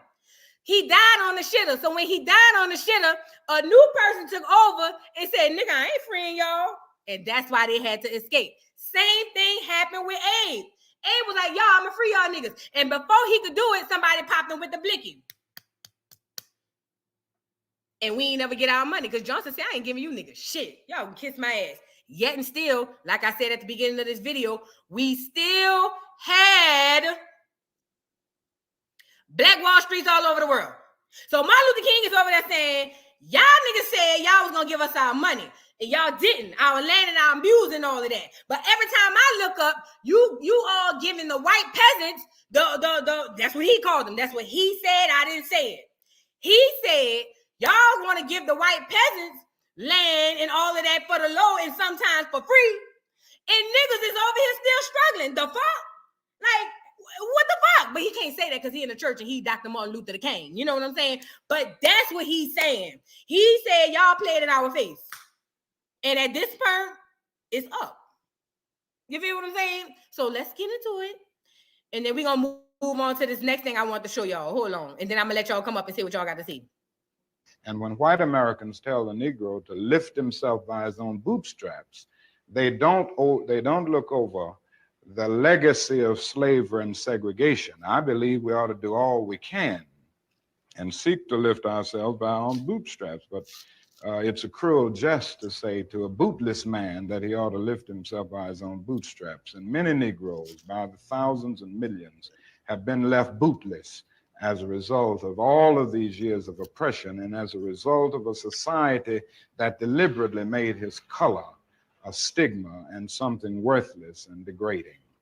Apart from wanting to live better, which all of us want to do, to raise one's children in a better way, to be better. And we haven't been able to be people. We haven't been men because of all of the... I'm trying to get to the part. Not on the basis of the color of our skin, but on the basis of the content of our character. But you know that many young Negroes don't want anything that smacks of the American white middle class. But do they want something that smacks of whatever is the black middle class? Or do they just not want bourgeois values, which after all, are the basis of this democracy? Within any culture and certain cultural patterns, that when you get to the process of amalgamation can really lift the whole culture. And it seems to me that integration at its best is the opportunity to participate in the beauty of diversity. I think the other thing that we've got to see... Let me ask y'all a question. He said integration at best is the opportunity to partake in diversity. If I told y'all right now, let's say y'all living hella good right now. Let's say bills are paid, nothing wrong, everything's good, money coming in and out. You could take a trip when you want, you could do what you want. But I say, hey, how about you risk that for the opportunity to fellowship with motherfuckers you don't know? Are you gonna take that, or are you gonna say, nah, I'm good where I'm at? So he basically saying, oh yeah, the integration, only thing it gave us was the opportunity to fellowship. Nigga, fellowship? I don't want to talk to nobody. I'm antisocial anyway. The fuck? But this is where he's leading up to where he fucked up. Because he said integration is merely just an opportunity to fellowship. It ain't got shit to do with sugar that's going to be real for niggas. That's what he said. Is that these young people are saying that there must be a revolution of values in our country. As Jimmy Baldwin said on one occasion, what advantage is there in being integrated into a burning house? Boom. James Baldwin, that's what we say, Jimmy Baldwin. James Baldwin said, what advantages? Because see, a lot of other civil rights leaders was like, this shit don't make no sense. He said, what's the advantage of being integrated into a burning house? That burning house metaphor means like, would you walk into a house that's literally on fire? Absolutely not. So what is the benefit of integrating, fellowshipping inside of a fucking burning house? We're not getting nothing from it. We losing is what he was saying. So this is where he about to admit he fucked up. And I feel that there is a need for a revolution of values in America, because some of the values that presently exist are certainly out of line with the values and the idealistic structure that brought our nation into being. Unfortunately, we haven't been true to these ideals, and many of the values of so-called white middle-class society are values that need to be reviewed and re-evaluated, and in a real sense, they need to be changed. So I think the young people in the Negro community who are raising these questions are raising some very profound questions about our total society. In other words, everything is done through the children. They asked them about the young people and what they want. Everything is done through the children. I'm sorry, my eye itching, y'all. They are saying that there must be a restructuring of the architecture of our society where values are concerned. And with this, I would agree with. So in the quest for integration, I think we can offer our whole nation something, because there are three evils in our nation. It's not only racism, but economic exploitation of poverty would be one, and then militarism. And I think in a sense, and in a very real sense, these three are tied inextricably together, and we aren't going to get rid of one without getting rid of the other. Listen to what he just said. He keep using that word economic. That's the FBA people and ADOS, cut the check. That's what he's saying. But look, in order to become a nation, you have to have a military. Remember, we had this back and forth, me and somebody on here. You have to have a military. He just said it. You have to have a military. You have to, let me back it up. For integration, I think we can offer our whole nation something, because there are three evils in our nation. It's not only racism. Three evils in the nation. But economic exploitation of poverty would be one. And then economic exploitation of poverty is basically, y'all remember how, and I'm gonna show y'all this when I get off of here. Y'all ever notice how white people go into impoverished neighborhoods and create businesses? The Asians go into impoverished neighborhoods, put the nail shop, the liquor store. You know what I'm saying? All that's economic exploitation of black people. We can't make money off of us, but they can. That's what he mean by he say economic exploitations of black people. Y'all make sure y'all hit the like button. Let me read the super chat. Thank you, Jay. Oh, no, not you. Hold on. Let me see. I think I read yours already. Did I read yours? Let me scroll down, y'all. Sorry. Did I read? I think I missed a couple of them. Did I? Danielle with the 3 grandkids said, for grown folks only, carry on, cousin. Oh, yeah, I think I read yours, but thank you again, boo. Paradox true, this knowledge to those who don't know. Yes. Thank you, boo, for the super chat. Michelle sent the super chat. She said, voodoo dog, thank you for this indoctrination on MLK. I appreciate this, and I have learned a lot. Girl, you taught me some real black history. Love you. Oh, thank you, Fat. Thank you. I'm so glad y'all even interested. All right, look. Let me go back to what he was saying. Thank you so much. Because I want to get through this, and I want to show y'all a little piece of something that I found. I thought that was hilarious. Militarism. And I think in a sense, and in a very real sense, these three are tied inextricably together. And we aren't going to... He said racism, economic exploitation, and militarism is tied together, meaning they don't like us because of our skin color, which causes them to have the power to practice racism. Racism is a verb.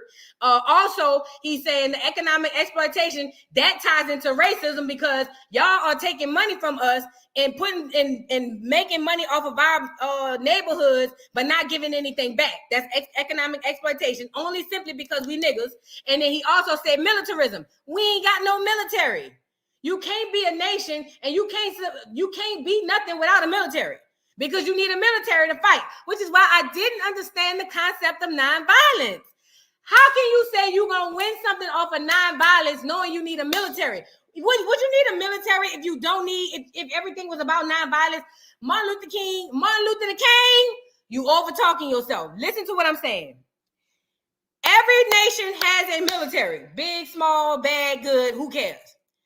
If you don't need violence to win or to gain, why do you need a military?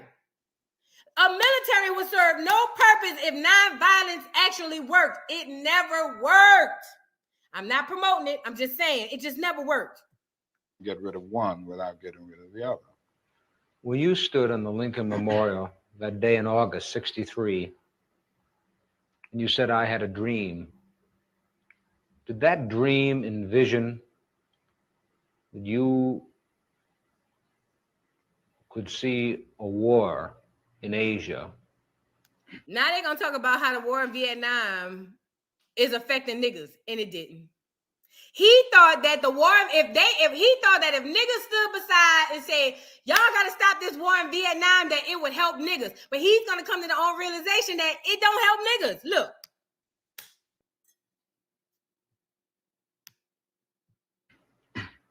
preventing the federal government doing for the Negroes, preventing the society doing for the Negroes, that which you think had to be done? No, I didn't envision that then. I must confess that that period was a great period of hope for me. And I'm sure for many others all across the nation, many of the Negroes who had about lost hope, saw a solid decade of progress in the South. And in 1954, which was, 64, 1963, 9 years after the Supreme Court's decision to be in the March on Washington, meant a great deal. It was a high moment, a great watershed moment. Get to it, Martin. Get into it, Martin. Oh, shit. If it was. Where was that about? Right here. We have many more difficult days ahead, and some of the old optimism was a little superficial, and now it must be tempered with a solid realism. And I think the realistic fact is that we still have a long, long way to go, and that Property? Oh, I have no doubt that we would have encountered great difficulties, great problems of resistance if the war had not been in existence. So that I'm not going to say that all of our problems will be solved if the war in Vietnam is ended. But I do say that the war makes it infinitely more difficult to deal with these problems. So the war didn't, telling them stop the war didn't work. It's much more difficult to really arouse a conscience during a time of war. I noticed the other day, some weeks ago, a Negro was shot down in Chicago, and it was a clear case of police brutality. That was on page 30 of the paper, but on page 1 at the top was 780 Viet Cong killed. That is something. He's saying that it overshadowed niggas getting killed by white folk because they were so busy promoting or showing how many Asian people was getting killed. Look, riddle me this, y'all. In 2023, if you look up the so-called war that's going on right now, let's just say you don't have an algorithm that's not, let's say you just go log into Twitter and you just go down to trending. What's trending? Is it more black on black violence or is it the war? What happens is they push that narrative out so that when you think of horrible injustices on the lower level, it don't count because more people are focused on the war. You know what I'm saying? And the war that's happening right now between the people that ain't got nothing to do with me, he's saying that they thought that if they had focused on that and got that taken care of, black people would have a thing. But it turns out that it backfired because yeah, the war happened, and instead of them focusing on black people and trying to get us where we need to be, these folk out here worry more about the Vietnam War. Thank you, Paradox Truth, for the super chat. Now, if he was saying that back in the 60s, look at how things have gotten worse today. You know, the only person from that time I wish was still alive is Malcolm X. That's the only person. That's the only person. I promise you. I promise you. Thank you, Keita, y'all. This is my cousin, y'all. This is my real blood cousin. This is my cousin. She said, yes, cousin, we have some educated people in our family. Thank you, Fat. Oh, yeah. We be reading and whatnot sometimes, you know what I'm saying? But look, let's get back to it. Where I was. Oh, let me get to the part, Martin. Martin, get to the part. Because you long stroking now. If we didn't have this war on our hands, that would cause people to get to it, Marty. I think white people all over this country will adjust once the nation makes it clear that in schools, in housing, we've got to learn to live together as brothers. I think the biggest problem now is that we got our gains over the last 12 years at bargain rates, so to speak. Didn't cost the nation anything. In fact, it helped the economic side of the nation to integrate lunch counters and what I said. Remember, I said it took the black dollar out of the black community and put it in the community of theirs and then depleting ours. He said it didn't help us at all. Actually, it hurted us because it helped them. Let me go back 10 more seconds. Hold on.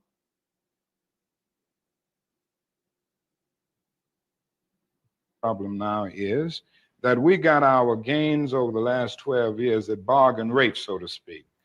Didn't cost the nation anything. In fact, it helped the economic side of the nation to integrate lunch counters and public accommodations. It didn't cost the nation anything to get the right to vote established. Now we are confronting issues that cannot be solved without costing the nation billions of dollars. Now, I think this is where we're getting our greatest resistance. They may put it on many other things, but we can't get rid of slums and poverty without it costing the nation something. You get it? All right. So basically, if you read between the lines, if you read into what he was saying was, yo, for real, like, I'm thinking singing "We Shall Overcome" and all of that is gonna get us all these rights, but all it got us was a seat at the fucking diner, nigga. We ain't get shit. Actually, we lost. You know why we lost? Because now the money that we had circulating between us, we don't circulate no more because we associate success with them. If you worked in a place where it was predominantly clear at the time, the people in the hood was like, oh, she's smart. Oh, she work at NASA. Oh, she's smart. Bitch, it's a whole bunch of smart bitches around there. But it's just the proximity to clearness. So Martin Luther King fucked us over. That's the moral of the story with the Martin Luther King. Martin Luther King, Marty, he fucked us over. Now, I believe, this is just my belief. I believe, Paradox True, he was on the same page at the end, not at the beginning. Paradox True, thank you for the super chat. She said, no voodoo, MLK was on the same page with Malcolm. I'm gonna find that video to show when he was right there before he was gone. Yes, that's where I was going with it. Look, remember, Martin and Malcolm was beefing. Y'all remember that? They was beefing. They was beefed out. Because Martin was over there saying non-violence, hold hands, sing "We Shall Overcome." Pray about it. That's what Martin was saying. And Malcolm was like, man, fuck all that. Fuck that shit, nigga. Them niggas come around here. Y'all got the right to bear arms. If they come around here talking shit and acting crazy and won't hit your wife or da-da-da-da-da, then you hit them with the blicky. My blicky upon the dresser. That's what Malcolm was trying to say. He was like, fuck all that shit Martin talking about. Martin talking that bullshit. I understand equal rights and da-da-da-da-da, but not at the risk of me and mine. Fuck all that. That was Malcolm's stand. But what happened was both of them had a realization. Because remember, Malcolm was indoctrinated by the Nation of Islam. Same indoctrination. This ain't just Baptist. Oh, this is our religion. He was indoctrinated by the Nation of Islam. It took for him to cat his ass down there to Mecca. Because remember, in America, now we about to get deep. In America, a clear man created the religion of Islam. You lied. Ain't lying. It was a clear man.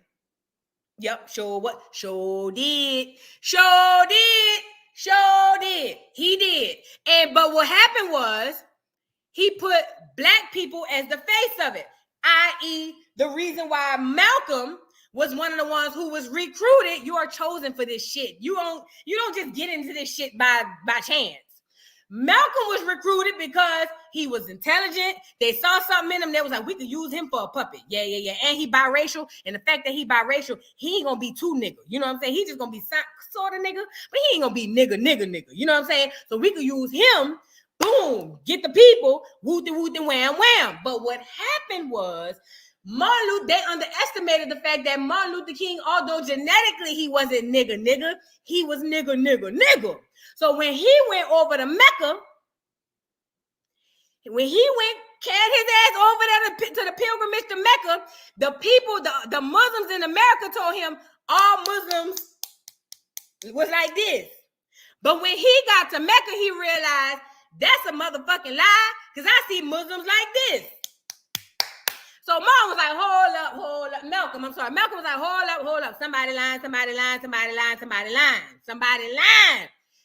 Listen, do your own research.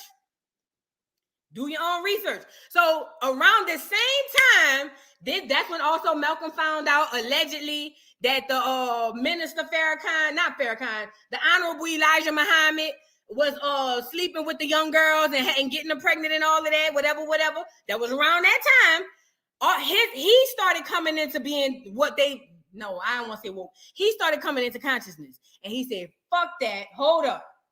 First, you lied to me and told us all Muslims like this. When I went to Mecca, I ate with them folk and they look like this. So Muslims isn't an American thing. It's actually all over the world. You know what I'm saying? The world, Craig, the world. Then he said, exactly, Desiree, they lied to him. So he had to rethink everything he was taught. That's what I'm trying to get y'all to do right now. Listen, Lindas. And listen, Lindas. Let me get back to this super chat. Thank you, Paradise True. Why we don't have anything like Malcolm or Martin? Girl, they don't make them like that no more. They don't make them like that no more, fat. Look, let me say, look. So around the same time, Malcolm had, because remember, before that, him and Martin was beefing. One was saying nonviolence, one was saying by any means necessary. They was on two completely different sides of the fence. They didn't start being cool until when Martin was recognizing economically that nonviolent shit don't work. We got played, bamboozled, ran them up. Malcolm at the same time was realizing they lied to me like a dog. And the minister, the Honorable Elijah Muhammad is over there dropping off peen to them girls like Halloween candy. Hell no. So he had already exposed them. So that's when the NOI and all of them split. You had Malcolm and his Muslims, and you had them and their Muslims. That is when they became cool. Because they both realized we got played. You get it? They both realized we got played. It's literally what happened. Now, where was I going? Oh, so Martin played us. I believe that at some point he may not have known going into it that he was playing us. But I think at some point he did know, bruh. Voodoo be from MLK lied a nonviolent campaign for the racial justice during the civil rights movement. So was it not true about how he impacted the world for real, gal? Listen, you know what kind of impact Malcolm had on the world? Martin Luther King, the same one Obama had. How has Obama being pregnant? How has Obama being president helped Black people? I want all y'all to put it in at once.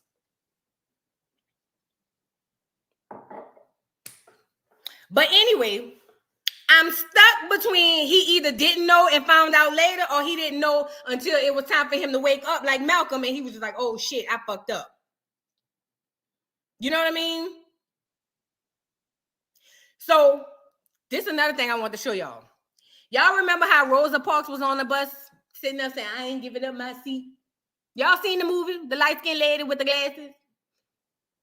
You know, we call them Passon Blanc in New Orleans. You know, they white passing. You know what I'm saying? Y'all remember that?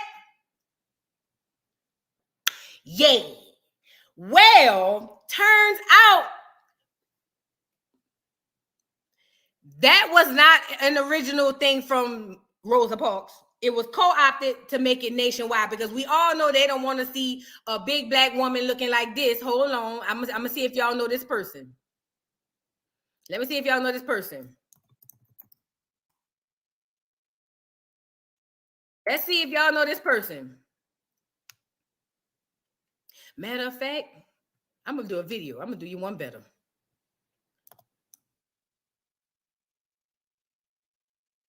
I ain't gonna let nothing get in my way.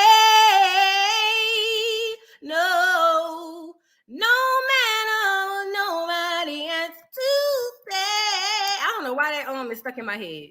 Let me see. Okay, let's see if y'all know this lady. I feel like if I was in another life, this would be me. Like I'm this lady.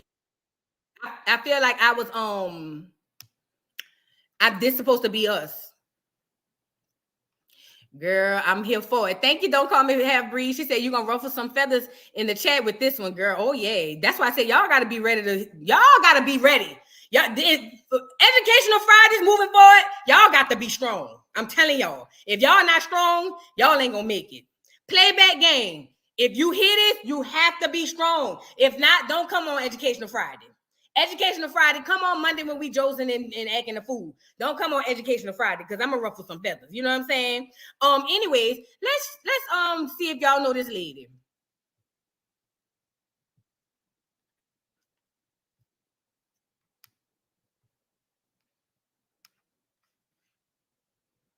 Thank you very much, Martha Smith. I don't know whether I'll have to holler or not because I'm just used to talking loud. So I don't have too much trouble having to carry my voice. But with this kind of introduction, Martha Smith is a very good friend of mine. I remember going on educational television with Martha about 2 years ago here at the university in Wisconsin. And honest to God, this woman tickled me to death. You know, I had all kinds of trouble. But she just brought all of that out, and for a while I could relax just doing this show with Martha Smith. I would like to say this. Y'all know her? Do y'all know her? Hold on, let me get you a better one. Hold on.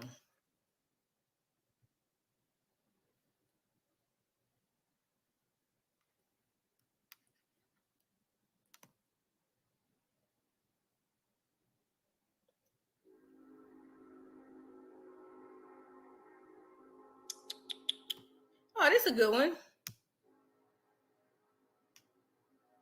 Mississippi is still a very rough place.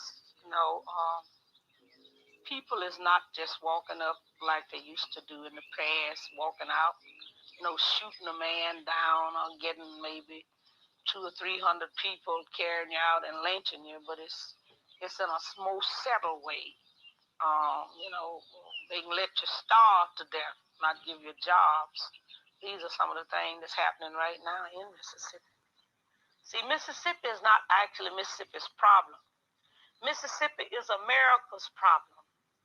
Because, mind you, she was a sharecropper, one of 20 children. Her mother and father were sharecroppers. Her mother and father were sharecroppers. And because she wanted the right to vote, and she realized in a speech that black people can vote, she decided to organize a group and say, hey, y'all, let's go over here and tell these folk we want to vote. But see, what happened was, look at this lady. Even in 2023, dark-skinned, big black women don't get the sympathy of the Chrisean Rock. It's almost like Suki versus Chrisean Rock. Suki do some dirty dog shit, everybody dragging. I'm talking about 95% of the people just drag. Chrisean do some dirty dog shit. It's, give her a chance. She young. She learning. The reason why Rosa Parks had to be the face of this movement was because this woman right here who was doing all the work for real, nobody would ever take her seriously because there's not sympathy for a woman who looks like this. There's no sympathy for a woman who looks like this. Even to this day, Fannie Lou Hamer, even to this day, there's not as much sympathy for a Sukiana as there is for a Chrisean. And it's simply because of the optics of the person, the visual. Let her finish. if America wanted to do something about what has been going on in Mississippi, it could have stopped by now. It wouldn't have been in the past few years, between 40 and 50 churches bombed and burned. You see, and this lead me to say, all of the burning and bombing that was done to us and the houses, nobody never said too much about that, and nothing was done. But let something be burned, by a black man, and then, my God, you see, the flag is drenched with our blood. Because, you see, so many of our ancestors was killed because We have never accepted slavery. We had to live on it, but we've never wanted it. So we know that this flag is drenched with our blood. So what the young people are saying now, give us a chance to be young men, respected as a man, as we know this country was built on the black backs of black people across this country. And if we don't have it, you ain't gonna have it either, because we gonna tear it up. Listen, this is key, because I'm gonna show you this. After this, I'm gonna show you pieces of this documentary, and you're gonna understand why this all ties in. Fannie Lou Hamer was saying, the young people, remember, everything comes through the young people. Everything comes through young folk. Everything. Oh, you can't teach an old dog new tricks. So good, bad, or ugly, everything comes through the young folks. What Fannie Lou Hamer is saying is, these young people is tired of y'all playing in their face. This is in the 60s, mind you. They said, we're not about to keep going back and forth. Y'all don't want to give us what's owed to us. We gonna take it to the streets and let the chips fall where they may. That's what Fannie Lou Hamer was saying, that the young people were saying. Now, the problem is the government and the NAACP, along with Martin Luther King Nonviolence, don't want you to do that, because if you do that, you're gonna upset the man. They have to psychologically tell you you can't, so you won't. We're going to get into it in this documentary I'm about to show y'all, but let me let Fannie finish. That's what they're saying. And people ought to understand that. I don't see why they don't understand it. They know what they've done to us. All across this country, they know what they've done to us. This country is desperately sick, and man is on the critical list. I really don't know where we go from here. All right. Mississippi is still a... So that was Fannie. With me Hold on. is Mrs. All right, that was Fannie. Let me stop sharing. That was Fannie Lou Hamer. She is the real horse behind the work, if it makes sense. She's the work behind the horse. She was boots to the ground. She was barging into meetings saying, I don't give a damn. Y'all got me messed up. Wooty wooty wham wham. We gonna do something on her next time. Thank you, Monique Davis, for the super chat. She says, Miss Fannie, I'm sick and tired of being sick and tired. Oh, we gonna get Miss thank you so much. We are gonna get her up here, because we're gonna have to do a deep dive on her too. Donna Cherie, thank you for the super chat. Rosa wasn't the first not to give up her seat. Claudette Cole. No, she wasn't. She wasn't. I know that's what they taught you in school. Remember at the beginning of this live, I said we have to be comfortable with understanding that the things that we were taught were wrong. They were half truths. This is the half truth on that. Yes, there was a boycott. There was a bus boycott, and there was a woman who would not give up her seat. But remember, I told you the world is a stage. These people are puppets. They had to put that shit on like a play. Rosa Parks was the actress in this. She was the actress, because they wouldn't take somebody like Fannie Lou. If Fannie Lou Hamer did the same thing, and she did, nobody would care. They'll be like, shh. But if you put Krishan on the bus, put Suki on the bus, and they get to dragging her, y'all gonna be like, that's good for her. She a hoe. She da da da da da. Put Krishan on the bus, and the world goes, oh my God. Even white people, oh my God, oh my God, oh my God. Why are you doing this to her? That's why they had to put Rosa Parks as the face of this. Thank you, Paradise Truth, for the super stickers or the super chat. Voodoo, what do you think about Gen Z, girl? That's a whole nother conversation, girl. That is a whole nother conversation. But look, I wanted to show y'all this, and then I'm gonna let y'all come up here for a little minute. Look, y'all. So let me set it up while I'm looking for it. There was in the 60s as well in Mississippi.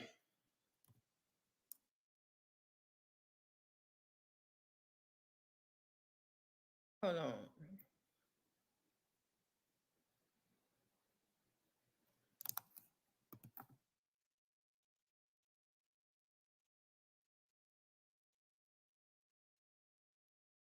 I'm quiet as hell. I'm trying to think. I'm sorry.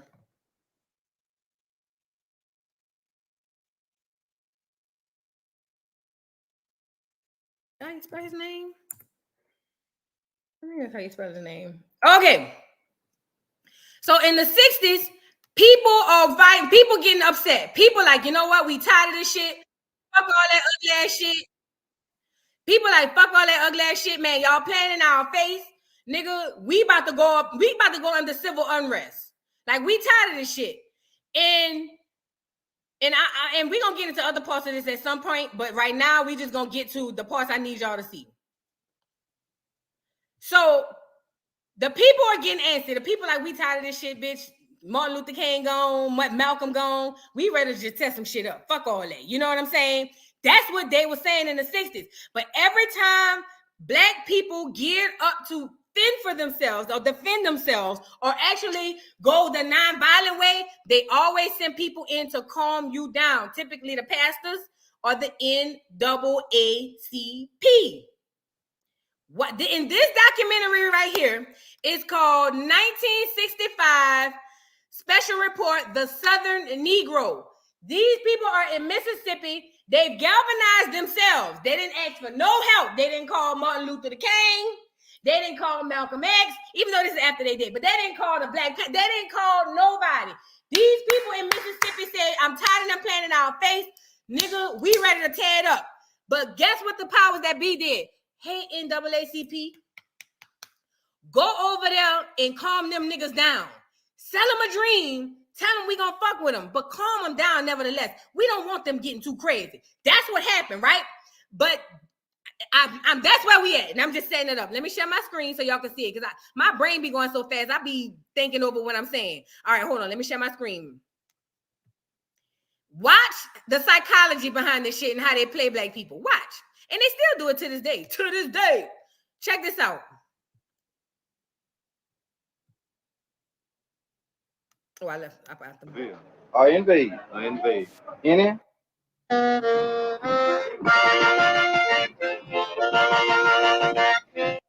They would go around talking. Say if he hadn't been on that line, he wouldn't have got killed. And that's a lie. I could have been at home. I still would have got killed. Oh, I don't mean to set this up bad like this, but this is what's going on also. The women and children are the ones on the front line. The men not. And the women and children are getting frustrated because they feel like, nigga, they putting water holes and shit and sicking dogs on the kids, and y'all not helping us, my nigga. Come get your ass out here. This man who's a barber is saying, you know, I want to help, but I ain't trying to die. Meaning, AKA, fuck them kids. That's what I got from it. I'm like Bilbo. Bilbo said, wasn't one good nigga, that's a dead nigga. There was one good white man, that's a dead one. Well, all of them is wrong. You can't hate them, man. A lot of white guys are afraid, just like we are, you know? So when I grab that sign to get on that picket line, I couldn't say that I'm not afraid, man. I'm not afraid, but I still have fear, you know? They right there and die before I turn around. That's right. I got sense enough to know, man, that you don't die until your time comes.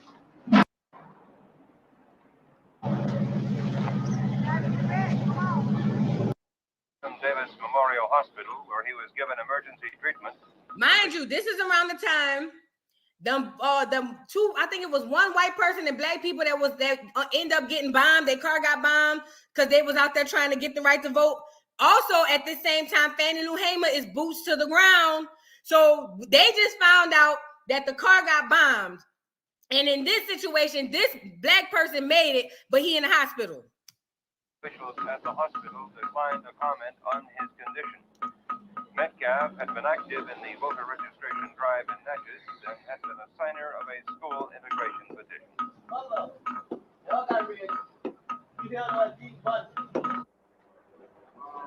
Now we at the NAACP office. Women are heading this. The men just come in for representation, to be honest. But watch this. I like this lady, but I had to realize she was part of the problem and didn't even know it. See, she was indoctrinated to not question things critically or to believe things uncritically. Watch this lady, because she's going to be getting them together. You know, I want to find out about... Hey, Ace, have you been in the hospital? Yeah. How are his eyes? Huh? His eyes are closed? Yeah, both. I mean, they have something open. Well, now, one of them was, you see, the right side was a big knot over this one, but the other one was swollen real bad and close too. Well, will he be able to see? I heard that there's a possibility he may not be able to see it. He's questioning about the guy who the car got bombed because they was trying to go do voting. Hold on, let me fast forward. I want to get to where she started going in on the people. Now this her on the phone asking about the guy. Yeah. Nobody gonna disarm him. That's another. I shoot up the nurses. Let me tell you something. Not a soul gonna stand there and nobody. But you see now, what is happening is that the people are arming themselves, true. But tonight, people just want to serve notice on the city. That's all. That's right. That's all. The people is trying to go meet fire with fire. And this is what's worse about this and the thing being indoctrinated. When people are indoctrinated, a lot of the times they don't even realize or know that they are. I did it for the longest. All they want to do is serve notice. And the protest is just that we just going to let these people know we tired. And like Miss Evans say, before we be a slave, we'll be buried in our grave. Go home to our Lord and be free. That's all. Look, I had this fella to go pick up me a dress. You know my white dress? You know that big white green one? I had him go pick it up because That's why we frankly is the reason why they will not talk. Now, this is the NAACP dude. You see the dude standing up? They came in because word got back to the powers that be. Them niggas is trying to galvanize. I need y'all to go in there. I need y'all to go in there and calm them niggas down. Thank you, Couture. The name of she said, hey, Voodoo, can you say the name of the documentary again? The name of the documentary is, I'm about to write it in here. And if one of y'all could pin it, it's called 1965 Special Report. Let me see. I can't even see. Special Report. And then it's like that. And then let me see what else it say. Oh. This is only a portion of this thing. We can take this section by section every live and we could discuss it. It was a lot going on here.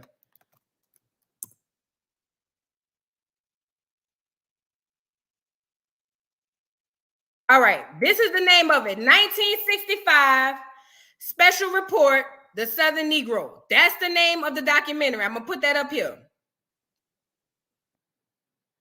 That's the name of this documentary. Y'all, it's like a 2-3 hour documentary. It's so good, though. I like documentaries because you get to see real time what's going on. All right, hold on. You the younger people, because we don't like things, but we are going to hold our temper. I think some ladies should be on because they've been out of town picketing when the men are sitting down, haven't been doing anything. Yeah, guys. Suppose you put men on this thing. Let's put men on this thing. No. Could I say something? When we go down there, I can go out and tell that man, I paid $216 taxes. And these people down here, we are paying them to do a job. And we're going to let them know we're paying them to do a job and we want it done. These are local natural citizens, tax-paying, voting citizens. They having a meeting, but they not doing none of the work. This the men. They having a meeting, but they not doing none of the work. Watch when the lady, watch when they. Now you got to be reasonable, and ain't nobody being unreasonable. Now let's ask the thing that we want and want some action on immediately. First thing, if it's possible, to put on now that the man. Well, then outside. He wasn't a spokesman. Well, he wasn't exactly what he. See, very honestly, and you know it, John, it's these ladies, people like Mrs. Duncan, Mrs. McNeely, Mrs. Mazik, Mrs. Jackson. These, I don't know, they didn't know about the meeting, but they are the people who are really getting a job done around here. No, you got the wrong. Sure, but I it's mean, not who gets the job, it's the one who can represent you down there. You heard what he said? She said, y'all went down there to negotiate with these people, but y'all not in the field. It's Mrs. Johnson, it's Mrs. Neely, it's the women and the children. How the hell you gonna negotiate for us and you not in the field? The man said it's not about the work, it's who can represent you. Every day I start to believe, I don't care what nobody say. Every day I start to believe that the black women have always been in charge. I don't care what nobody say. I don't care what nobody say. But she's fussing at him like that about that. I mean, but there are some of these ladies intelligent enough. So we don't want that. We don't be men like them. If we're Negroes, Yeah, not look, good enough men to meet those people. if you're gonna be a man, I think you should be a man all the way. Now, okay, nobody was being arrested out on the picket line, and the ladies were the ones who brought up those dogs. Well, then, I think that y'all would be so defensive about it. Not what? Just name me one of them whose name is on the school desegregation thing. Not one of them walked out there on the picket line. And over half of them never came. And yet when it's time to go around to the city hall, they can sit down there and make decisions. How can they make decisions when they really don't know what's going on? Shout out to you, ma'am. Now look, let me fast forward to the part where they outside because they done went up there, they done asked these people for help, and these people said, all right, the NAACP was like, all right, bet, we gonna go ask the people, y'all calm down, we gonna get the help. Now they came back to tell these niggas, oh, we went up there and the people said they ain't gonna do shit. Now this is where we at now. Natchez, 1 week ago. Okay, says the Declaration of the Negro Citizens of Natchez, Mississippi. The United States. The mayor rejected all of the demands. He just whispered and said the mayor rejected our demands. Now he about to turn the crowd up to be like, fuck all that, let's just go to war. Watch. Announcement they make right now. The announcement is that the city council, I just been told by Ms. Dory Ladner, has rejected every one of these demands. Rejected every one. See, everyone that you submitted, they've been rejected. They said, no, you don't count. That's what they say. They say you can demand and demand and demand, but nothing's gonna happen because we're gonna reject them. We're gonna keep the Ku Klux Klan, the headquarters right there, and we're gonna bomb Metcalf again and any other person who puts his mouth up. Now, the question is, do you think that these demands should be resubmitted today by way of a march to the city council?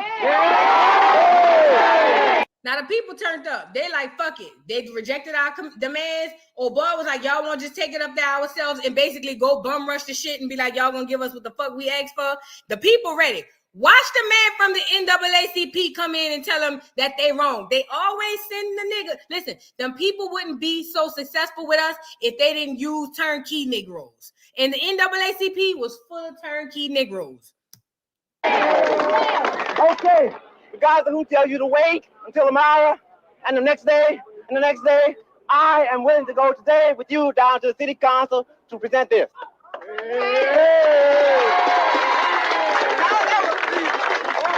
You don't want no violence. The man say you go demonstrate legally. That's the NAACP man saying we don't want to do violence. The people booing them. I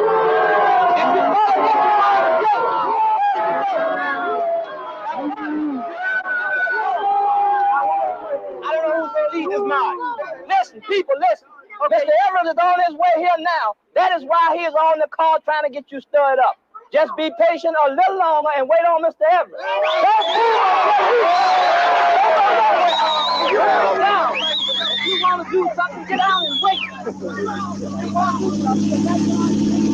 So bad.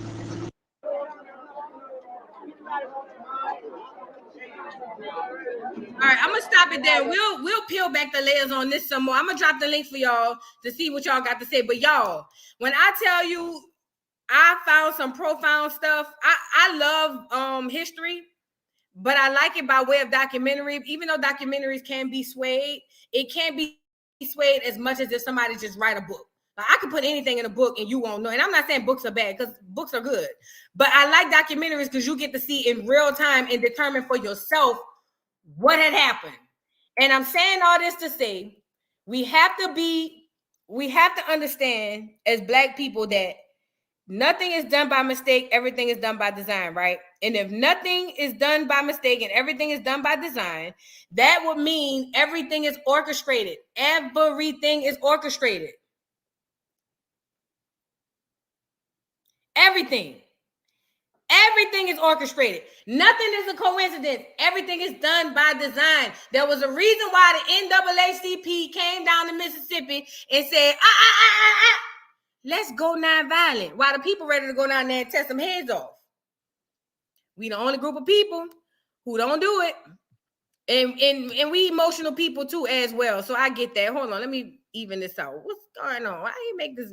Oh yeah. All right, there we go. Hey, Frozen Babe. Hey, Neff. Hey. Hey, y'all. What's up? I decided to actually show my face. I know, girl. Hey, you I braided my cute. own hair. You cute. Girl, no, I can't. You is. I wanted to say one, I can personally vouch for that racism difference up from the north to the south. I didn't know what a redneck was. I never saw a Confederate flag up in the north. When I went down south, that's when all the shit hit the fan. I was like, the fuck? Where did this breed of pale people come from? Shit. And then as for pastors, I still don't understand this. I be looking at the pastors like, how you got a nice SUV, you live in a free house, and you still doing stuff. Our first pastor in Lake Charles turned out to be a crackhead with gold teeth. So then the next thing we got was a hoe. We got a whore, basically. He came in with one wife. I left for like a few months, came back. The man was dating somebody from the congregation. I was like, I don't know what to say. But my main question is, how do you feel about the Black Panthers? I feel like, thank you, G. Oh, from Ireland. Okay. Why do you send me a super sticker? Hold on, girl. My bad. Oh, I feel like this is how I feel about the Black Panthers. Let me see. Hold on, let me find her super sticker so I can tell you. What I think this. What's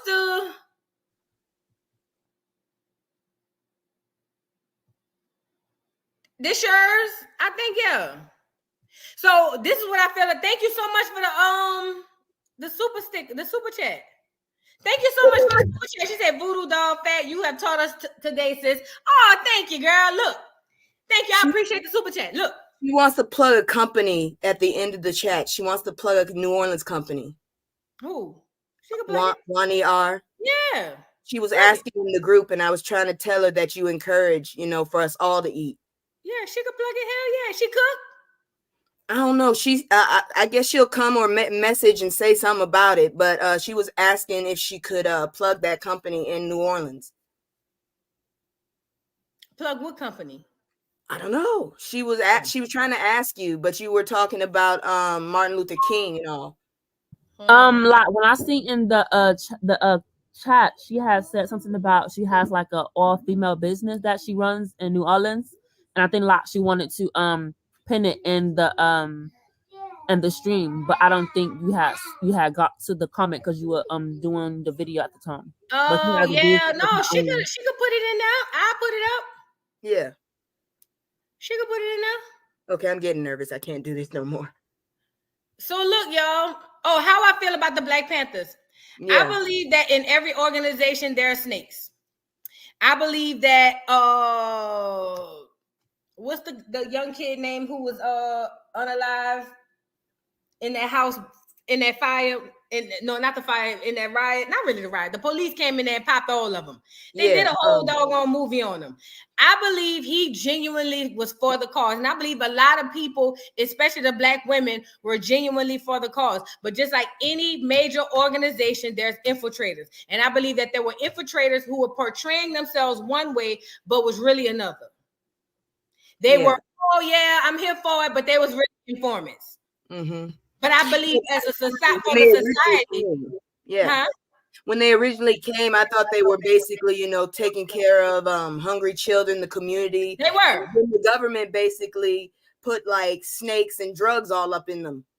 And they it basically was like they put a virus in the middle of the body of the Black Panthers and it just ate them all up from the inside out. Yeah, that's how they do. So and you got to understand they use a lot of fear tactics as well. When they popped that young boy, well, I hate when I draw blanks like that. I know this kid's name. Huey, not Huey. Oh, that's who you thought? No, not Huey. Not Huey. It was another one. But when they popped him upside the head, that scared a lot of other Black people. Isn't that the one that they coerced into being a rat? No, he the one got killed. Oh, okay, yeah, okay. Now I'm about to go find him. I can't. I hate that I be. I need to go watch that whole documentary again. Which one? The one that they had on PBS about the Black Panthers. Because I didn't realize that the Black Panthers basically got set up by the government. I didn't realize that. They just broke it all down. Because originally growing up, I always thought they were like this. They were basically like Malcolm X times 10, you know? I never asked my mom about it because she was damn near militant. So I was like, these motherfuckers are rough. But then when I watched that documentary and they broke it down and they showed all the stuff that they were actually doing for the community and how the government couldn't stand that, it broke my heart. Just like when I found out MLK was a Fred Hampton. Fred That's Hampton. his name. Oh. Yes, Fred Hampton. Thank you. My grandmother's sister was a Black Panther as well. Then she turned Muslim. They really did do breakfast programs. They really did do a lot. It was amazing for the community. And my mom tried to join them, but she was too young. Yeah, they were even starting their own military by way of you know what I mean? But that scared the government, and so they had to take Fred Hampton out of there because he was leading them to where they were fearless. He kind of picked up where Malcolm left off, and they said, we got to get rid of him. And once they got rid of him, everybody disbanded. You notice that anytime we actually have a real Black leader, they take them out real quick. You ever notice that? They suddenly disappear real quick, like Dr. Sebi, gone. Malcolm X, gone. All these people that actually get some sense and are awake and actually are not going to fall for the hooky dook and all that, they take them out real quick. If you intelligent, they take you out. If you know something that they know, they take you out. If you start to build your own shit and don't need them, they take you out. It's scary and sad. Listen, none of that's the reason why they take you out. They take you out if you have influence over a large group. If they feel like you smart and you got influence, they'll take you out. Oh, Lord. So Martin Luther King, it was all cool when he was holding hands singing "We Shall Overcome," but when he started talking about economic rights, they knew the power that he had over Black people. Took him out. Malcolm as well, but that was a lot to do with the Muslims too. That was after Mecca. That was a whole other thing. But just like Fred Hampton, he's another one. He had too much power. It wasn't about what he knew. It was the power. And with that type of power, if you can influence a whole community of people, that's too much for the government. So and one more. How you feel about Farrakhan now? I don't know how to feel about the man. Farrakhan sold us out. Say what I said. I believe he's a man of wisdom, but I don't trust no religious leaders. None. I don't care what religion it is. I don't know how to feel about the man because I've heard two different sides. Some people say he's a good man. Some people say he's a sellout. I don't know how to feel about him. He might be a good man, but he sold us out. Yeah. I just know he's loud, but that's it. I just wanted to say that. And I wanted to do something special since you graced my panel. I was so happy last night. I did get a little nervous when those two pale dudes came on. I kind of wanted to get rid of them, but I was like, no, I don't want to be unfair. They might actually have some worth to say.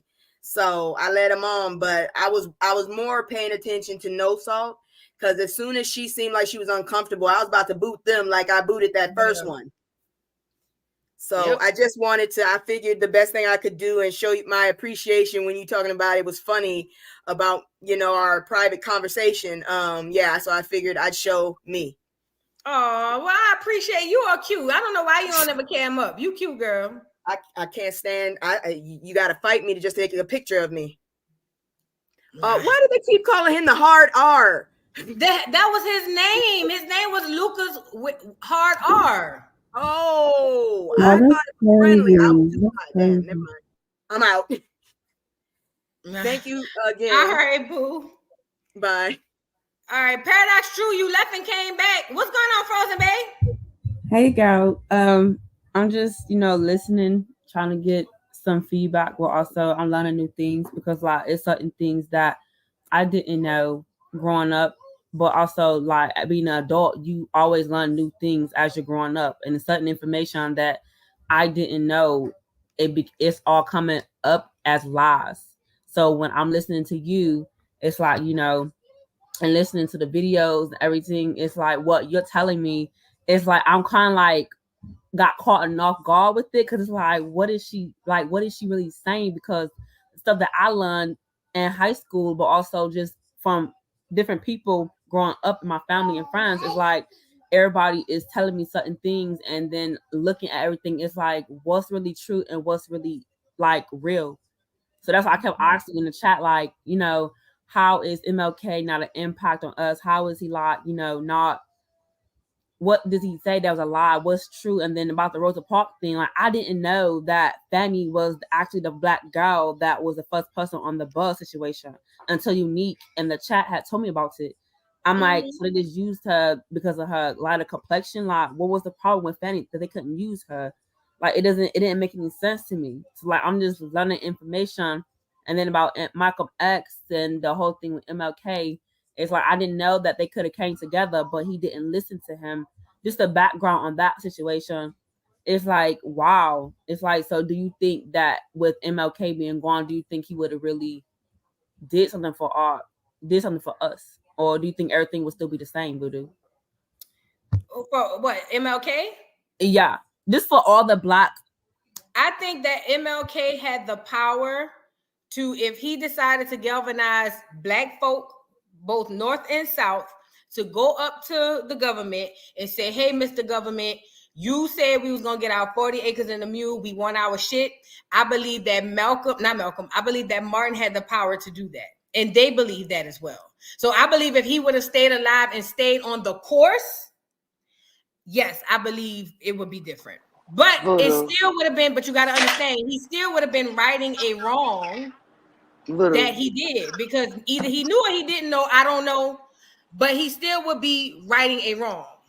Voodoo. Uh-huh. Let me tell you something about that 40 acres of a mule. I don't know how old you are. I'm 40. Okay.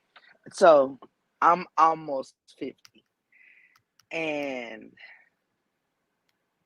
from what my parents told me, in which, it all started in the South with the 40 acres and a mule, to where they gave them their land, they gave them, they had their own animals or whatever. I don't know how it went with the animals. They gave them the land, right? Okay. My grandparents are from a place called Bamberg, South Carolina. They moved from Bamberg, South Carolina to Columbia.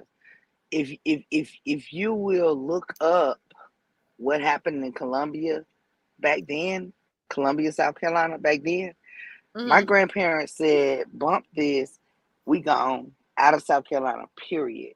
And they moved to North Carolina. Because those folks, for that land, started offing a lot of the black people who owned that land. Well, who were given their land. So when they started offering them, my grandparents was like, bump that, we moved to North Carolina, and that's what they did. To where at a certain point, it's like a lot of people, because like I actually ran into some people who were from the same place that my grandparents were from. At the time that I didn't even know my grandparents were from there. And I was a grown-ass woman at the time that I didn't even know, because my mother didn't tell me nothing about my grandparents. Because, like, I was, like, my parents are older. They had me at an older age. So I never met my grandparents. I didn't even have grandparents growing up. So it's like my grandparents moved from down there, because Bamberg, South Carolina is past Orangeburg. But it's still kind of close to Orangeburg. You ever heard about the Orangeburg massacre? No, but I'm pretty sure it's a massacre like all the other ones, right? Look it up. Yeah, no, it was on the college campus. I think I heard of that. Campus. Yeah, it was on the college campus in Orangeburg. So look that up whenever you get a chance. But like my grandparents were from like somewhere that's not far from there, but like I said, they moved to North Carolina because about this property situation. Those clear people was offing whoever they could to get what they wanted. You see what I'm saying? Mm-hmm. So that's how that went, as far as that part. To where it's ridiculous, it's crazy, and I hate that a lot of our ancestors or ancestor people who come over here from Africa don't understand that we went through a lot. You Yeah. see what I'm saying? To where it wasn't us, but our parents or grandparents or great grandparents went through a lot to just even be here. To where they look at us like, you know what I'm saying? It's because we're so Americanized and they're so used to their customs. And look, I'm gonna be honest with you. If I could ever afford it, my first trip is going to be to Africa because I want to see, I want to know, I want to feel it. I implore But you to do this. I implore you to do this. All right, do me a favor. What's You that? said at the beginning, you said they gave your family land. Yeah. And then after slavery, that what you said?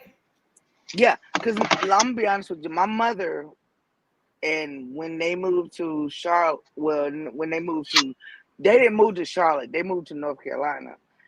They were sharecroppers. My granddaddy was a sharecropper. My So was mom my told great me, family. yeah, my mom told me that they had to work for the people whose land they lived on and this and that and whatever. You know what I'm saying? But employ me to do what? Little. No, so what we know is the government didn't give black people land. They didn't. Right. They Yeah, said they nah. would, but they didn't. Yeah. So that would Yeah. mean the land that your family had, they already had. Yeah. Because the government didn't, they reneged But on the deal. no. The land that my grandfather had was in South Carolina. But whenever he moved to North Carolina, he wound up having to be a sharecropper. Right. So But yeah, even the land but you in know what? You're South right. I Carolina, probably could find that. Yeah. I yeah, never the thought land in about that. South Carolina wasn't given to him. He already had it. Maybe he inherited it because a lot of times that's what it was. But the government never gave us nothing. They told us go over there and figure it out. But what they were doing back then is what they're doing today, except they're doing it in different methods. Back then, they were basically unaliving people for their land. So black people would get scared, and when they come over there saying, "Hey, we about to come take your land," they just go. Which sounds like to me what it sounds like happened to your family. It sounds like they were threatened to get their land taken, and they just left it. A lot of And they black just people left. in Yep. that time Yep. did. A lot. Exactly. Because you know what? Now I know you don't to partake in this, but I did do the ancestry. But when I did, I appreciated the fact that I saw all of my grandparents' um census. I saw their actual census signatures. I did too. And I appreciated that. Yeah, that hit different. So I'm telling you, if y'all never was able if to I look can up take y'all some census of that records, and go back please and do see, that. what it I was. was able to see my great grandmother and grandfather's signature. Well, my great grandfather's signature on the census record. It was so surreal, and this is before my grandmother was even born.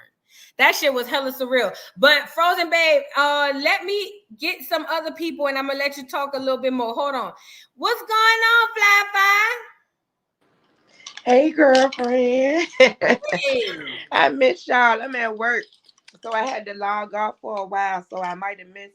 Well, I did miss some of the commentary you were doing, but I was on, and I loved when you were speaking on well, if we were slaves, how did we get this land? Because I'm not playing. I've been thinking that lately, like, well, where did we get Black Wall Street and this and that from? Because if when we were slaves and they let us go, how did we obtain all this stuff? So I'm not gonna pretend to know the answers. I'm gonna go back and listen to the live because I had to miss a lot of it because I am at work. But I don't hear when you were nothing. speaking on that, my ears were perked up because I really think about that. Yeah. I also heard you speak on Martin Luther King, and girl, I could have jumped out of my skin. I was in so much agreement with you. Respectfully. I always say respectfully because I know he is one of our elders. I tell people all the time, don't come to me with that turn the other cheek because that be on my Malcolm X. I'm not with Okay. it. I'm not with it, and I realized that maybe I didn't think at the time that it was purposely done or anything like that, but I realized that you basically led our people to the slaughter. Now we're in these people's education system. We're in, versus we were doing things by ourselves for us, and if we were just in a better predicament. And all the time is not to try. We don't have to try to keep up with them. We don't have to try to keep up with them. We don't have to try to be in a line with them. It's okay to be by ourselves. It's okay to have our own practices. Mm-hmm. Even I implore you, and I love your name as Voodoo Doll, because I get so sick and tired of people saying, "Oh, that's that voodoo stuff. That's this. That's that." No, that's our heritage. You know what I'm Mm. saying? When they first came, we had the land. They had the Bible. Next thing you know, we got the Bible. They got all the land. So I'm not here to put anyone down for their religious beliefs or anything like that. But I just, and this is coming from a young lady who found out that, I have Gullah Geechee heritage. So I Mm. just implore everybody to find out your heritage. What is it that we were doing before they came? Yep. I also wanted to ask you, did you hear about it was a TikTok and the guy was saying, I think he was like doing deliveries or something, and he met an old firefighter. Oh, I saw it. Girl. And the I firefighter saw told that him we too. used to let black people burn up. Women, men, children. He wouldn't give a number. He said more than he cares to admit. And I just want people to know that's the same. So we always think about the police. We know the doctors don't listen to black women. We know the nurses, but me in my mind, I just never thought of firefighters. And so you have to see, or we have to see that hatred is more than hatred. Is written in jealousy. It's something because you don't just wake up and decide. I mean, my worst enemy, I wouldn't want to watch burn in a fire. That's an Nope. excruciating death. So to do that, there's something deeper than the surface. There's something more that we don't know, and I just feel like not to change the subject or anything, but I just feel like the frequency that we're on now and the things that we are doing now, we're just getting further and further and further away. Like, I mean, the rap music from the guys is so violent. The rap music from the girls is built on sex. I mean, it's just so much, and I just feel like, oh my God, my people are just getting so much further from the truth. And I implore you, I adore you, I love you. I love channels like this who wake it up. It might be things that we didn't think about. Maybe you didn't think that Martin Luther King led us the wrong way. Maybe you did think ADHD was real. I myself have ADHD, but I did understand what you were saying. You Mm-hmm. weren't like, and this is the realest I can get with you. I have ADHD, or what they call ADHD, and my son has it as well. But I told him that that's our magic. Mm. It don't look at it like that. I said because I have that, I'm always the boss. Anytime I go to work, they want to put me in a lead position because I can juggle multiple things at Mm. one time. My creativity comes from it. My creativity comes from it. Just everything about me that's special comes from it. And that's what I taught my son. So when they were giving him IEPs, which he needed, but when they were giving him IEPs and this, that, and the third, and maybe he probably would have felt down about himself about having what they call ADHD. I told him that's magic.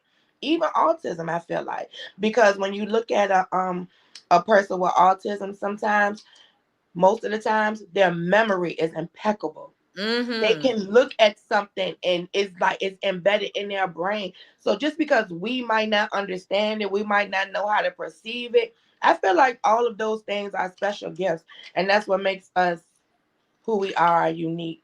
Yeah, it does. So I had to come show y'all some love because I haven't seen y'all in so long. But I've been watching, girl, and I've been keeping up. I'm so proud of you. I love this discussion tonight because it just perked my ears up when you were speaking on Martin Luther King. It perked my ears up when you were speaking on like Black Wall Street and stuff, because those are things that I think. I literally be walking around talking to people, but in my mind, I'm always thinking about Black people. I just love being Black. So it's always circulating through my mind. And I want to say something about Dr. King. I heard, and I don't know if it's true, but I know he was married to Miss Coretta. But they said Dr. King like the other ones. And just me, don't nobody get mad on me and mad at me out there, nothing like that. But sometimes you cannot, I don't know, me personally, just me, I don't always trust them who like the other one, because that's why that's why you were so hell bent on us being like them and us getting in their school and us doing this. We could have stayed where we were at, and we should have stayed where we were at, but we were led astray. Yep. And that's all. I appreciate you. And you know what I will give to Martin Luther King? He did admit I fucked up. Yes. And for that, I mean, I still respect him as an elder. Yeah. I still respect him as an elder. He still gets my utmost respect because I am a respectful person. But I stay on my Malcolm X. Don't play with me. I stay on my Malcolm. But that too, the reason I might stay on my Malcolm X, I grew up Muslim. So I grew up differently. I didn't grow up in the church, so I didn't grow up with the turn the other cheek method. I grew up with, oh, she said what? He said what? Let's go get them. I grew up with the drug dealers on the corner trying to sell drugs in front of the masjid or the mosque, what some might call it, and the brothers coming out there and dealing with the drug dealers. And the drug dealers thinking they're going to get some type of retaliation, and the brothers calling Philly. And then they come up and they suited up and booted up and ready for war. So I came up like that. So I didn't come up the quiet way. Right. I appreciate you, boo. Oh, I appreciate you as well. And hey, everybody, on the panel, Hey. I'm gonna step on down, but I'm gonna be listening from work. All right. Okay. Yo. Voodoo, did you hear what I said last? Because look, I'm sorry. Yeah, They I heard moved what us you to a said. new spot, and I'm my phone is going in and out, and I don't know why, and I'm about to be mad. But okay. I heard what you said, but I employ people to do this. Because I was always a kid like this. I always ask questions. Like when the shit don't make sense, I ask questions, but I ask it out loud. Like, so for instance, I remember when my mama made us be a Jehovah's Witness. If anybody in the chat ever been Jehovah's Witness, they have these pamphlets called the Watchtower and Awake. And you had to go knock on people's door. Hey, we like to talk to you about the Watchtower or the Awake magazine. They got an article in here that said Jehovah, blah, blah, blah, blah, blah, blah, blah. And I remember one day we was doing Bible study, because we used to do in-home Bible study too. And I remember one day I'm looking through the book, and all the white people was in 144,000 or heaven. It was all the white people up there. But then on the paradise on earth, it was buku white people, couple of Asians, and might one or two niggas. And I remember saying, now this don't make no sense. Where is all the niggas? So I remember asking my mom, I said, Mom, how we know we in the right religion? And she said, well, what you mean? I said, how we know if we die and get to heaven, God gonna say we did it wrong? How do we know? You know what I'm saying? And she was like, because this the truth. But it left me empty, because that's not an answer to how do we know. I'm using that as an example of I question everything. So when I brought up the question of if we got out of slavery and they didn't give us nothing, how the fuck we come up with all this money? Where did this money come from? And it's a question that you have to ask yourself out loud and think about. Don't just ask it, think about it. How can this exist when you said this existed? Because they both can exist at the same time. Where will we be employed to even make money to buy the land if they let us, if we didn't own shit and we was all slaves. But hey, Kimmy doll, how you doing? Hey, can you hear me? Yes, ma'am. Oh, wonderful. I love this topic. I just uh, logged in and got online, but your topic is great. I want to talk a little bit about Martin Luther King and himself admitting that he led us into a burning building or a burning house. And I want to talk a little bit about what you're saying about in terms of us having land and perhaps being here before um, as the not Native Americans, because those are different people. If you look at bloodlines, you'll understand that most Native Americans are closely related to Asians. They have both have the O positive blood type primarily. Not to say that we don't have it either, but a lot of us are mixed as well with what they call Native Americans or Asians that were here prior to the other folk. So that is where you'll have like the Snoop Dogg, when he did his heritage, he found out, he did his DNA on that show. I forgot that gentleman's name, but he was the one that got in trouble when Obama became president. He's a professor, and they found out that Snoop Dogg was like 28% Native American from Califia, who was Native American as well in California, which California is named after that person who is, I'm saying Native American, but I'm saying it wrong. It's indigenous or aboriginal people, because I questioned the same thing you did in terms of, I thought to myself, well, if all of us came here across the Atlantic on these ships, where's all the shipwrecks? Because I know like hurricanes emanate from Africa and follow down into the West through the Atlantic Ocean. So there had to be a bunch of shipwrecks or some, where's the treasure? Where's these boats? I mean, if you could go down to the bottom of the ocean and find the Titanic, where's these other boats? I'm sure there was treasure and jewelry. They just found in Alabama That's about false. a year and a half ago. That's false. That's false. That is. That's false. I did. Yes, ma'am. I know what you about to say, and I'm about to let you finish, Kimmy doll. They said that they found an old shipwreck of a slave ship over there in Alabama. They put it all out over everywhere. I already did the research. .org, a government site, debunked it and said that was false. That was not a shipwreck. And not only that, they didn't even show you the damn ship. They just said it. And people was like, oh, we found the same ship. But go ahead. I thought they showed a picture, but thank you, Voodoo, because no, I don't want to put nothing ignorant out here anyway. No, yeah, a lot of people believe that, so I'm glad you brought that up.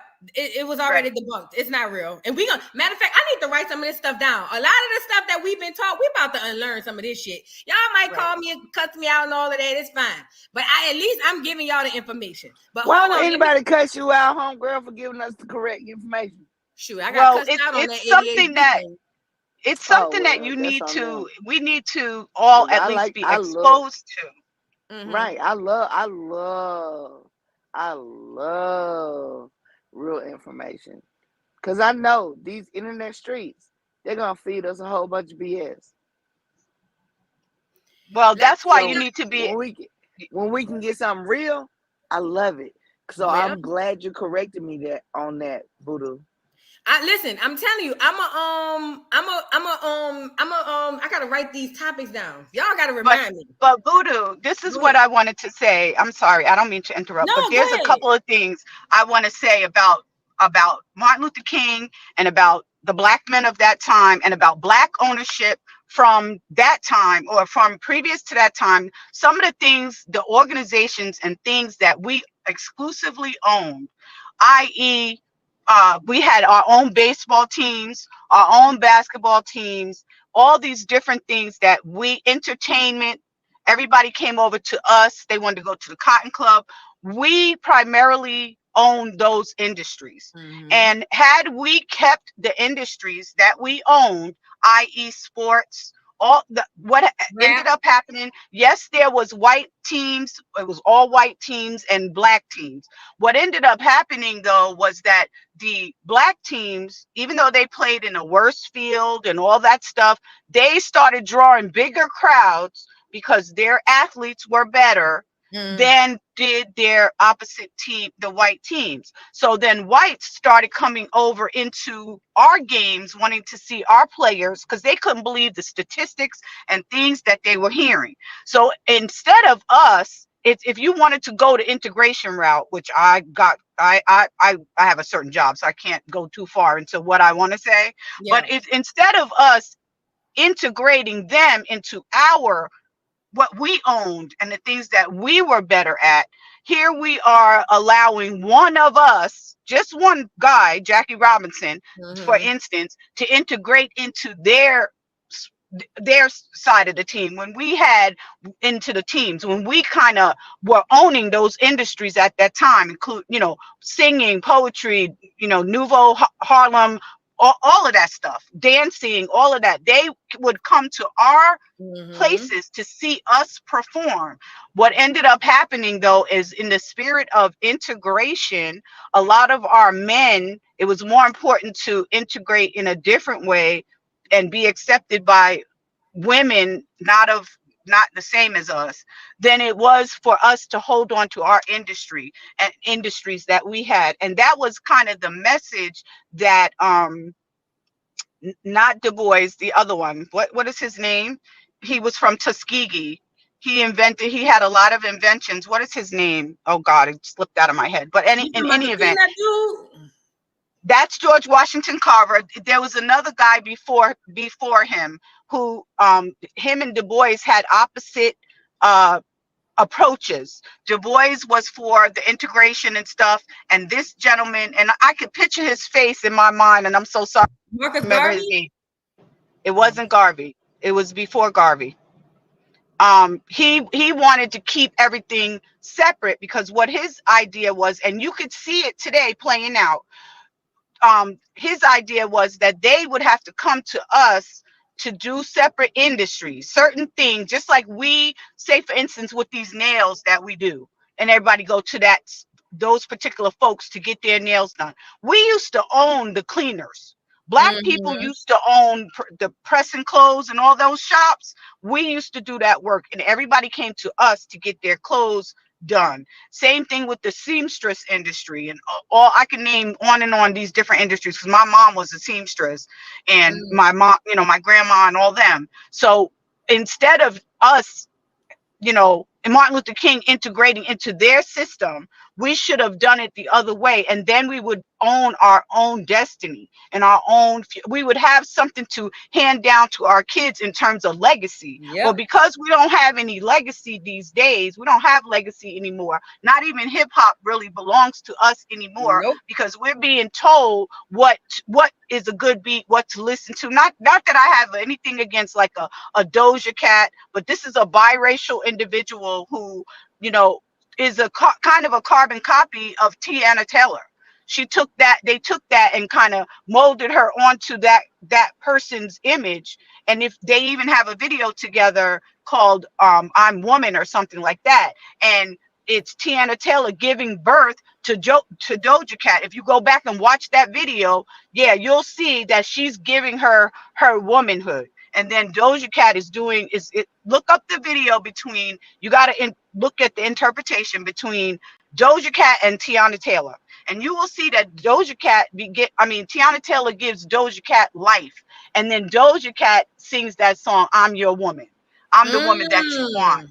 Go back and look at that video. But I'm saying all this to say that a lot of times people say that we're conspiracy theorists and stuff like that, but there's a lot of information out there for you to learn about who we are, who we really are, and where we came from.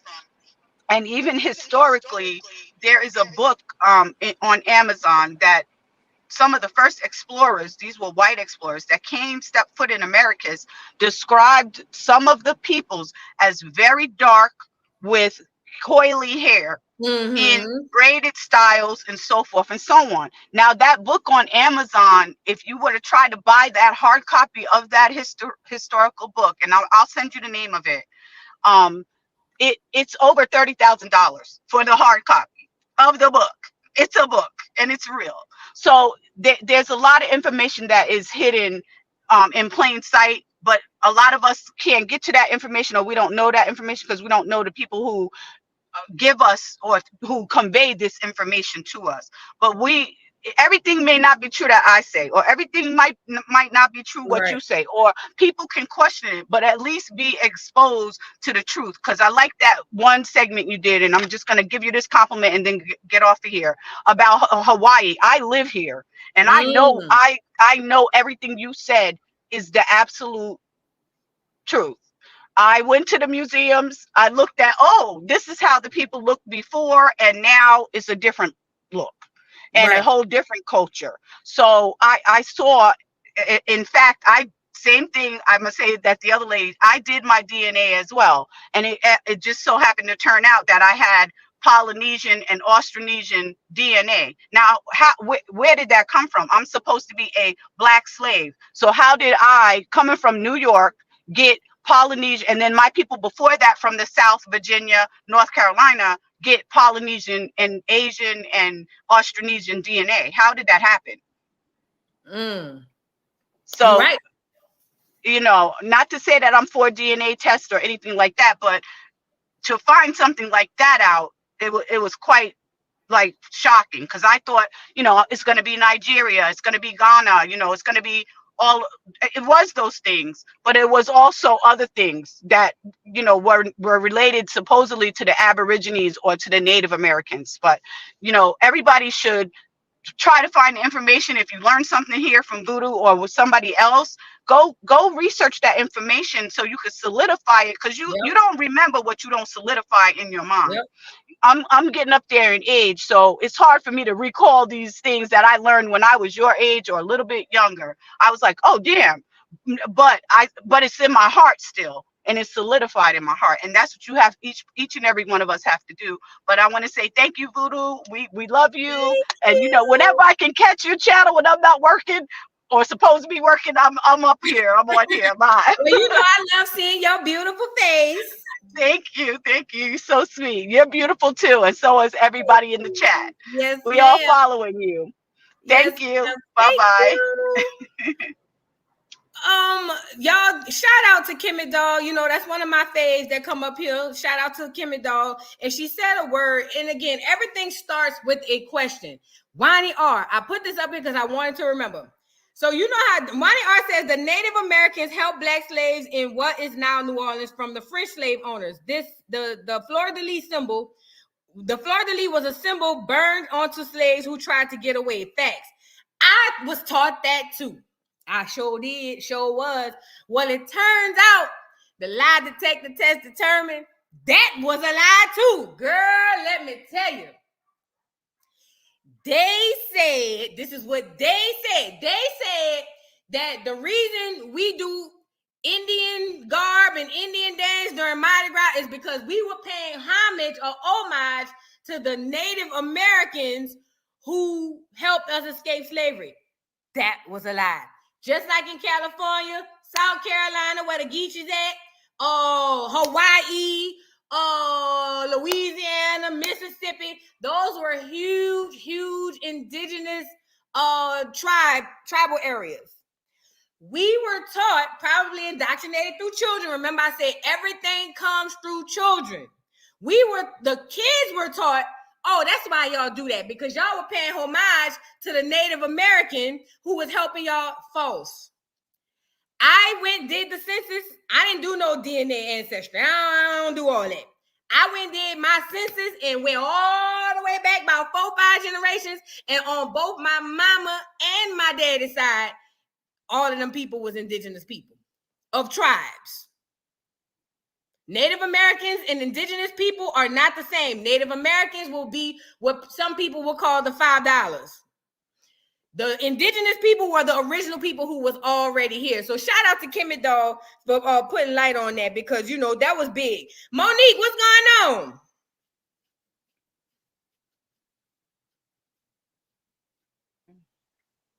Keisha K, I don't be knowing what you be saying. You be speaking in Sorry, like what? I didn't hear you say my name. My thing had went out. I had to like refresh it. Sorry about that. You echoing, but I was talking to Monique. Monique. Hey, Voodoo Doll, how are you? Hey. It's good to see you. It's good to hear you as usual. Again, I'm so impressed with you young ladies out here doing it and bringing education and trying to teach. I truly believe the new leaders are women. I really do. Piggybacking on what the young lady was saying just before me about us keeping ownership of our things. And, I'm at the shout out Sin G right here. The reason I feel and I agree that the community is in the state that it's in is because men are the leaders of community. Men are the ones who build communities. And unfortunately, our men agenda is proximity to whiteness. And it's unfortunate, but it's evident. Even in, our beloved MLK, I heard the rumors too and all the reports of, things that might have been going on the down low, and all that integration and all that stuff is about proximity to whiteness. Yep.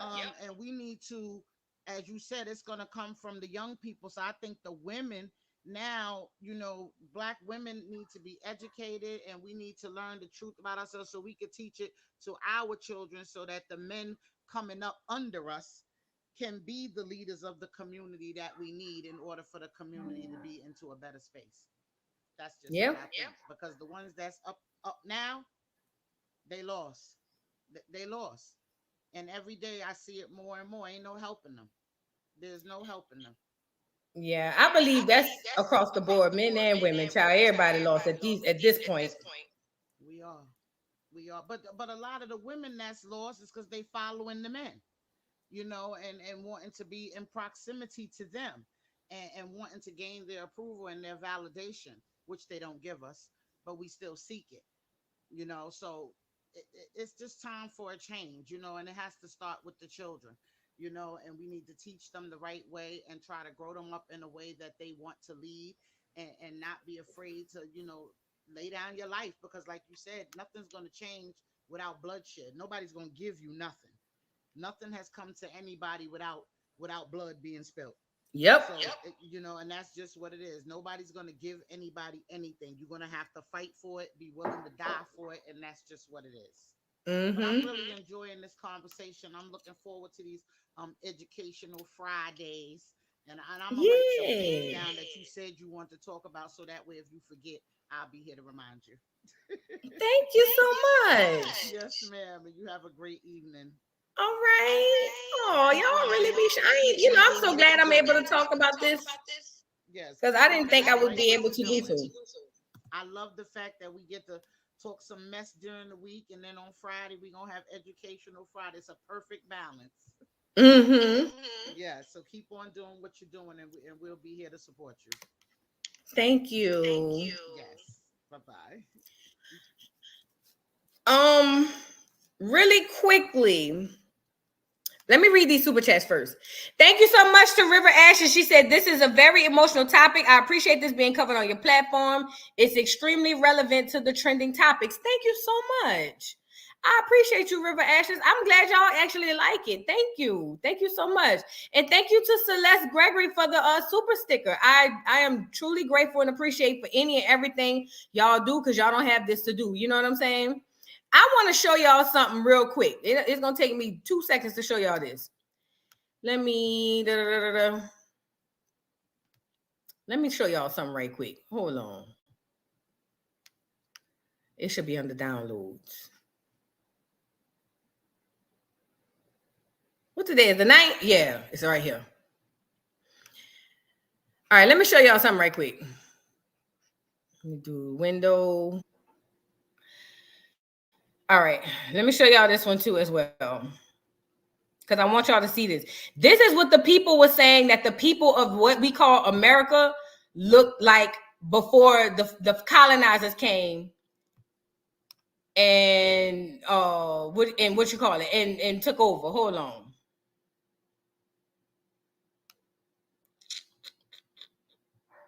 Take a look at this. Now remember, this is a screenshot, me taking a screenshot.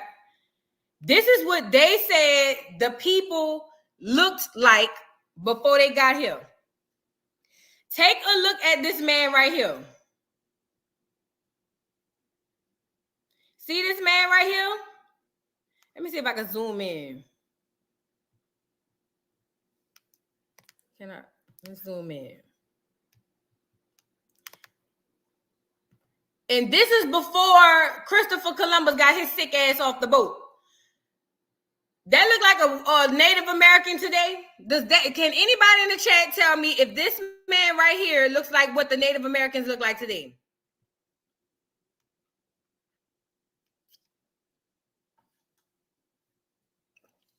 Put a one in the chat if he looked like the Native Americans today. Also, let me see. Also, some of the gear and some of the stuff, yes, they are Avis. They are the color of my family. We were here first. Just like everywhere in the world, we were there first. That's why they're called colonizers. They tell you the truth in the movies. It's just that we be so entertained, we don't even pay attention. A bitch they went and said, yeah, Dan Calloway has those old books that they had back in the day that they try to hide today. That's where he got his information from. That's what I'm saying. And I'm trying to get my hands on some of the books. Because I don't trust Google. I don't trust nothing on Google. Google lies every day. You can look up a definition of something today, and in 6 months, look up the same definition. It's going to be something different. Let's so like voodoo. So the Indians were black. They wasn't what the color they have now or in the movies. Yes, the Indians were black. Oh wow, like I didn't know that. That's crazy. The Indians were black. Not only were the Indians black, the Asians were black too. Did you know that? No, like, because I'm just like the movies and what they portray over the time frame and the years so is that they all are light skinned with Indian hair. Like Pocahontas, for example, like they all portrayed as being a different color than what I'm seeing now. So I feel like I'm basically back in social studies again with you because I'm learning new things every day. So yeah, I didn't know that. That's crazy. Yeah, no, the Indians were black. So were the Asians. I thought I had that picture that I sent. I thought I had that picture. But go ahead, say what you want to say because I'm looking for something. Go ahead.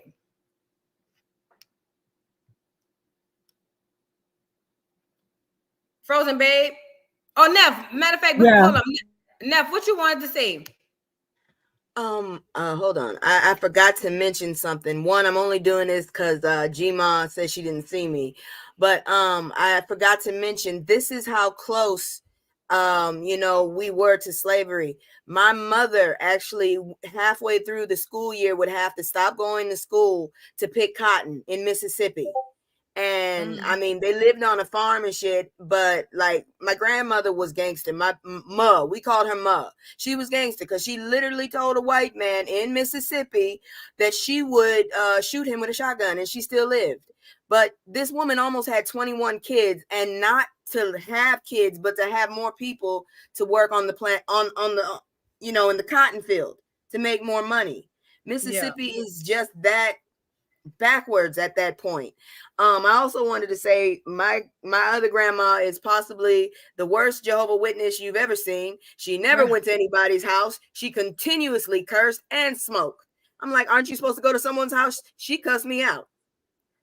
But and the last thing I just wanted to say was I want to give you something in Discord, and if you want me to tweak it, I can. But I need you to like real time give me your feedback. I'm gonna do it in a minute. That's all I wanted to say. Okay, yeah. Yep. I'll take a look at it. Thank you, boo. I thought I had. Did you find it yet or no? Voodoo. Find what? Go ahead. Say what you you're saying. Go ahead on with what you were saying. I'm sorry. I was gonna ask Neff a question, but she backed out too quick. But I was asking, did you find what you were trying to screen share, or is this what you're trying to screen share with us? Well, I was just because I never did my "We Were Here First" thing. Let me just share. Hold on. I wanted to go in the Asians. I did find the ones for the Sherry said she wants to join. I did find the Europeans, but we'll deal with them next time. Hold on. I think her name is CHXRRY. Who? Her name is Cherry in the chat. What happened? She said she wants to join the stream, y'all. Oh, here, let me drop the link.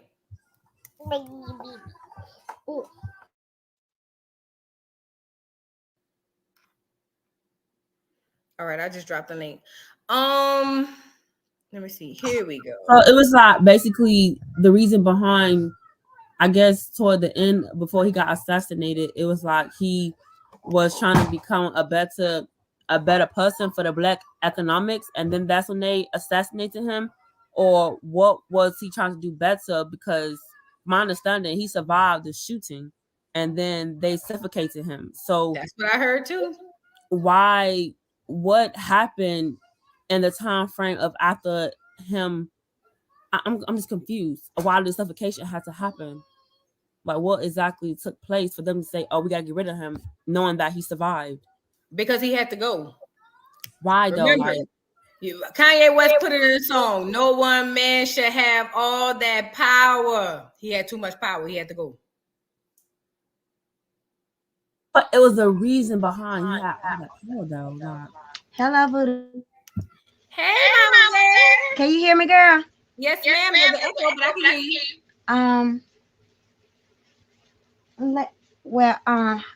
How do I turn my echo off? I have you my got line. me playing on another device. Oh yeah, but I got it turned down. You got to turn it off. Mute it.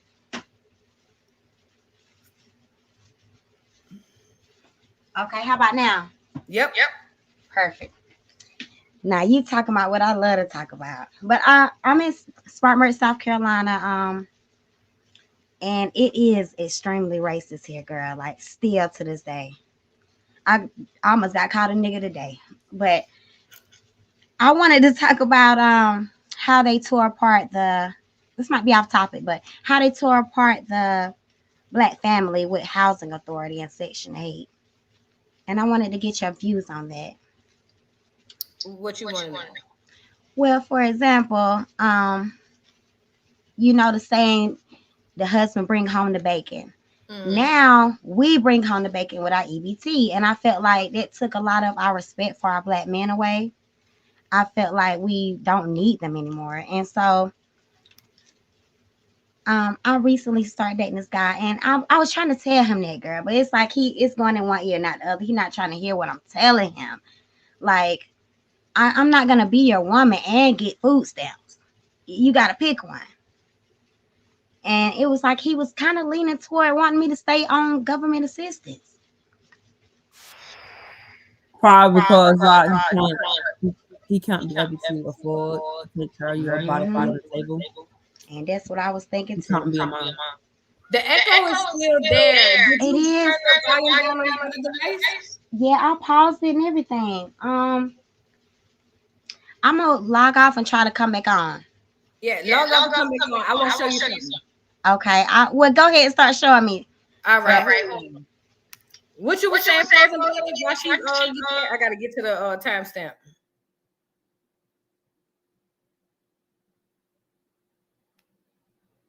Frozen Babe. Yeah. What were you saying?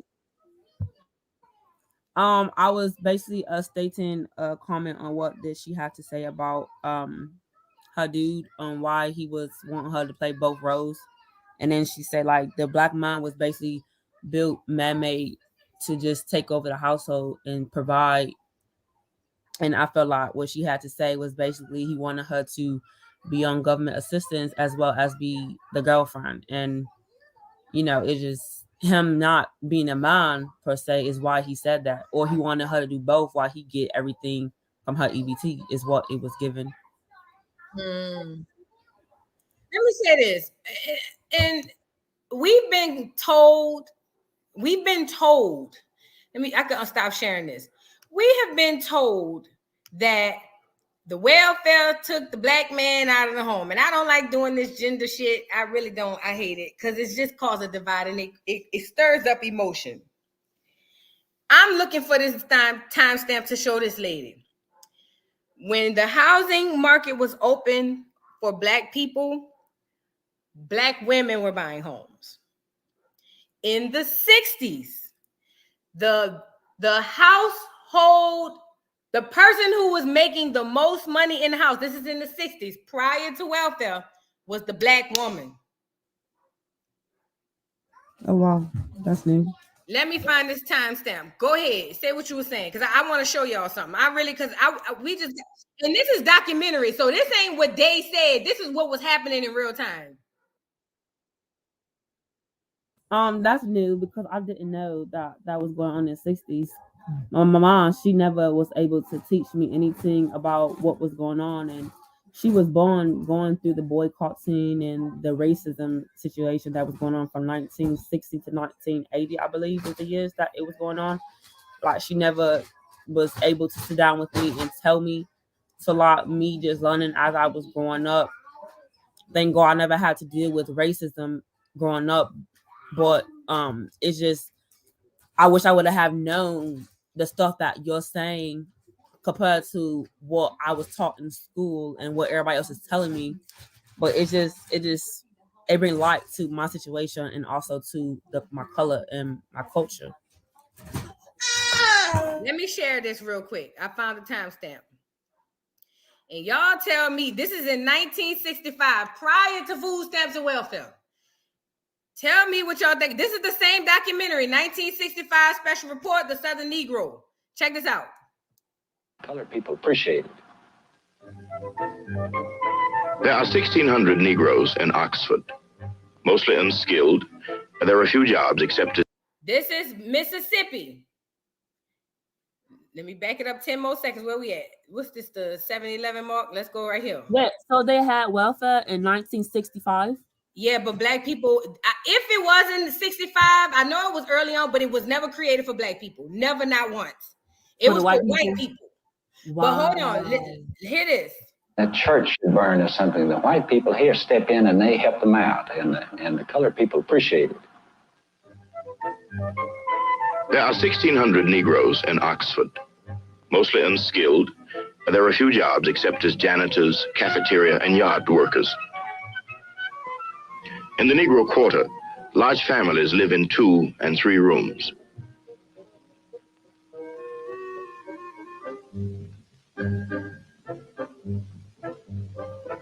As in most Southern communities, Negro women are the main support of the family.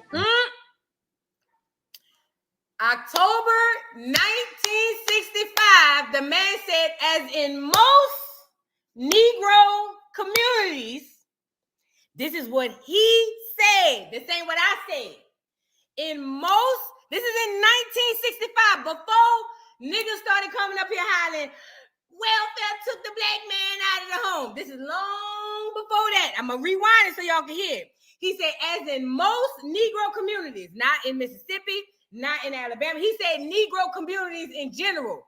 The woman, I'm going to just let him say it one more time. Hold on. What time stamp we at? 7-11? Let's start it here. How about right there? In the Negro quarter, large families live in 2 and 3 rooms. Large families live in 2 and 3 rooms. So that means you got about 15 motherfuckers, 2 parents, and like 13 kids living in 2 or 3 rooms. Check it out.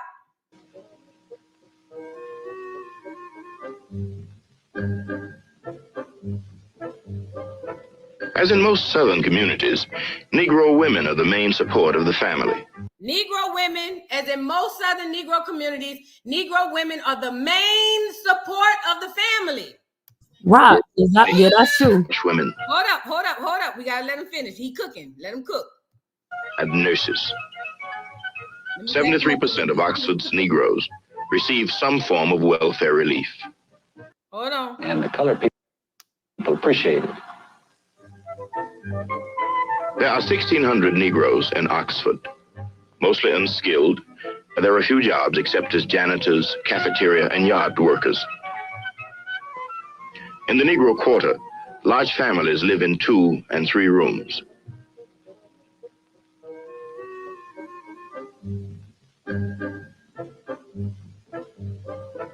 As in most Southern communities, Negro women are the main support of the family, working as maids, washwomen, and nurses. 73% of Oxford's Negroes receive some form of welfare relief. At the Mary Beauty Museum, Oxford's most celebrated citizen, William Faulkner, is memorialized. The moral to the story is, in 1965, before the welfare queen, she was probably just born, before all of these people said it was the welfare took the black man out of the home. Well, what the hell was the niggas doing in 1965? Because he said, in like most Southern Negro communities, the woman makes the most money. She runs the household financially. When they cut redlining and allowed black people to buy homes, black women were buying homes in droves. So don't ever let no Negro tell you some regurgitated bullshit about, oh, it was because of welfare. Well, what happened in 60? Ask him what happened in 65. Ask him where was the niggas in 65, because I'm confused. Go ahead on, Frozen Babe. Wow, like that's crazy. I didn't know. Wow, like I'm speechless. That's crazy. But I do personally feel like if the man will step up and actually be more in the household, then they wouldn't have to have the welfare as what it is now in Section 8 wouldn't be what it is today. Even though this is all discussion, I feel like if the man will step up and play their part they were born to be, I think the I guess the females partake with the family situation, we will have to do both roles. And it wouldn't be taking advantage with men that is opposed for female, because it's for single women, but the males take advantage of it as well. Like how Queen has said that her guy wanted her to be the girlfriend and also bring in EBT food stamps. Why he didn't do the other part, bringing the food on the table? Like why does she have to do both, opposed to you being the man bringing the food as well, and she don't have to still be on government assistance? The more I do research, I'm telling you, the more I believe. You need to have like some little teaching sessions, and I'll join like for real, because I'm just getting my notepad and just going by with notes, because I didn't know none of this stuff. Civil rights, the racism, all that, boycotting, all that stuff I didn't know about. Yeah, like, you my teacher for real in my home gal. The more I believe, I'm telling you, the more I believe black women has always been in charge. I don't care what nobody say. Because if you go back and really do the research in history, it was always the black women leading the pack, leading men. But remember, when the colonizers came and gave us the Bible, they said that the man was the head. So when you take the power, strip the power away from women, this is just a theory. I could be wrong. But if you strip the power away from women via a Bible and give it to a group of people who aren't used to leading, that could be probably why they're having trouble leading in 2023. Possibly. It's a theory. I don't know. I could be wrong. Queen, what's going on? You back? You right too about that too, but what that states as well in the Bible is not wrong as well, because men are supposed to lead. It's just men are okay. Not, okay. According to who? Frozen Babe, according to who? I mean, that's what men were made. They were not made just to reproduce. They were here to be leaders. What you mean? You said men are supposed to be the leaders? Yeah, they're men. They're supposed to protect us. What do you mean? According to who? What's not true about that though? Like, I'm confused. Well, you're saying men are supposed to lead. And we see in our community, I can't speak for no other community, it don't work in our community. So according to what doctrine, or according to who is that we're getting this information that men are supposed to be the leaders? Now, I'm not saying they are or they aren't, but I'm just trying to figure out what's the source of us believing that. The Bible.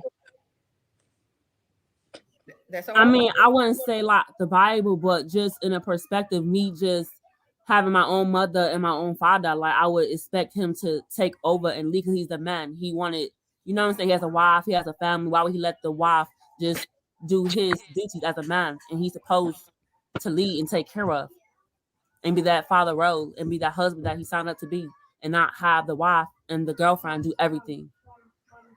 Is what I'm saying. Not even just portray as in, because I'll be seeing the comments, they saying stuff about the what they say about the masculine, and they saying stuff that's irrelevant to what I'm talking about. They're supposed to protect us and lead us because they're men. They would just not send her to reproduce. Is what I'm trying to say. I believe the protection part. Lead for us, I don't know. It ain't never worked out. But the protection, yes, I believe men are brawn. They possess muscles and wherewithal and to fight. And yes, As well as take care of us when it comes to finances as well. According to Western society, yes. I'm not saying that it's right or wrong. I'm just saying that's what I believe. But hold on, put a pin in that, Frozen Babe. Queen, you back? I'm a different queen. Oh, it's another queen. Hey, girl. Hey, girl. Hey, Voodoo. What's up? So, I came in the end, so I kind of don't know what you guys talked about before, but I can tell that you were kind of on the same page that I was, and I just want to say no disrespect to anybody's religion, but we got to be conscious of people do not change. You know what I'm saying? People do not change. The same way they use religion to colonize the rest of the world and wipe out, what did they call it? Paganism, which was basically like Medusa and all of those things, and people believing in many gods.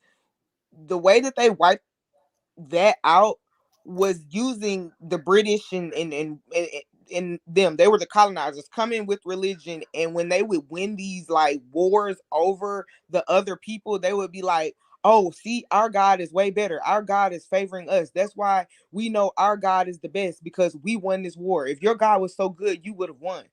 And then they would literally either wipe out these whole towns, kill everybody, man, woman, child, or you would have to convert over to the other religion. You would have to convert over to Christianity. And see, that's the same thing that they did when they came over to the quote New World that was already populated. They already saw how we were. We already had black y'all know what I'm trying to say. Excellent. Yeah, we already had power over here. We already knew what was going on. We were already making something for ourselves.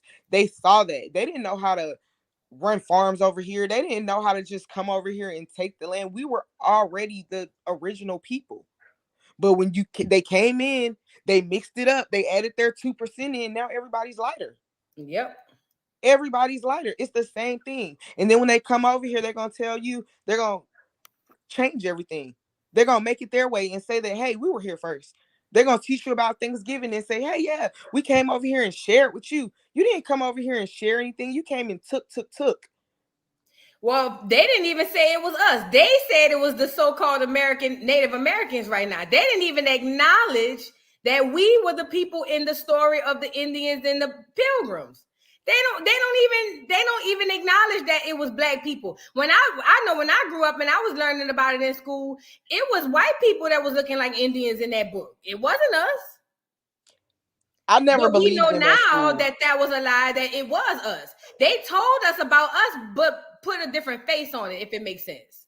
I never believed them at school, simply just because of like how like my people were raised. My dad was raised. My dad is from Delaware, but my family is from South Carolina. So he always said like the story of Christopher Columbus is a lie. And I was in like first grade. So if you telling me that in first grade, I'm never gonna believe anything. You know what I'm saying?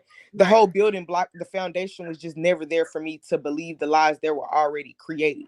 They knew to come and tell us, oh, you weren't the original people of this land, because they knew how hard we was gonna fight for it. If we knew generations down the line, oh, this is our shit. Excuse my language. They knew how hard we was gonna go.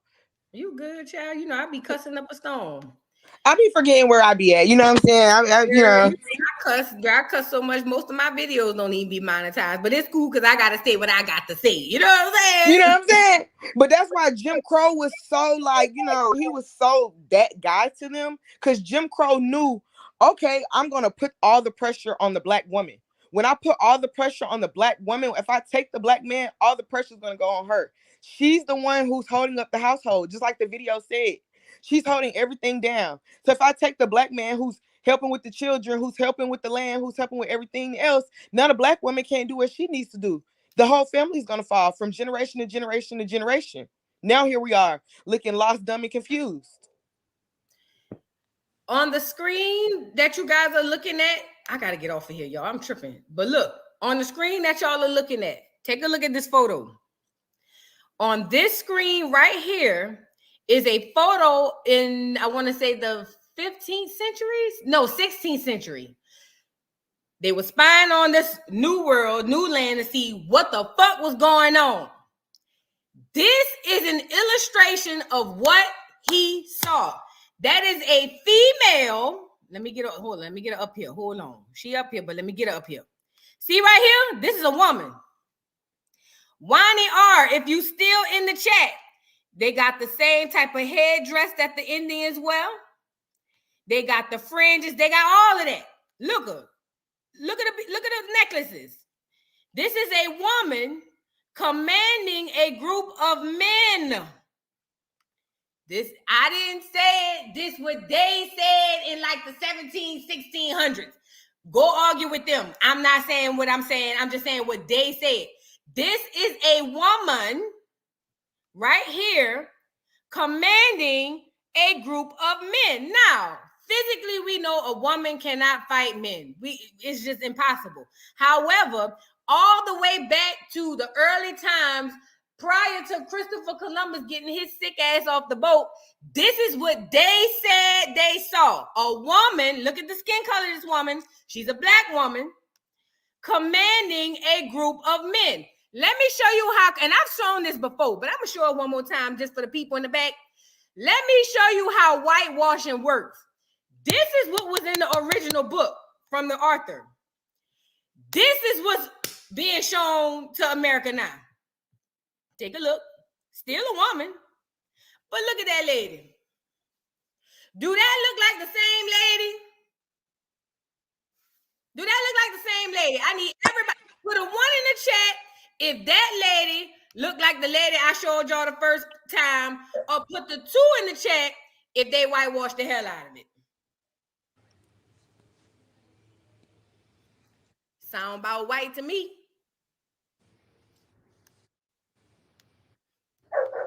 They made her very masculine.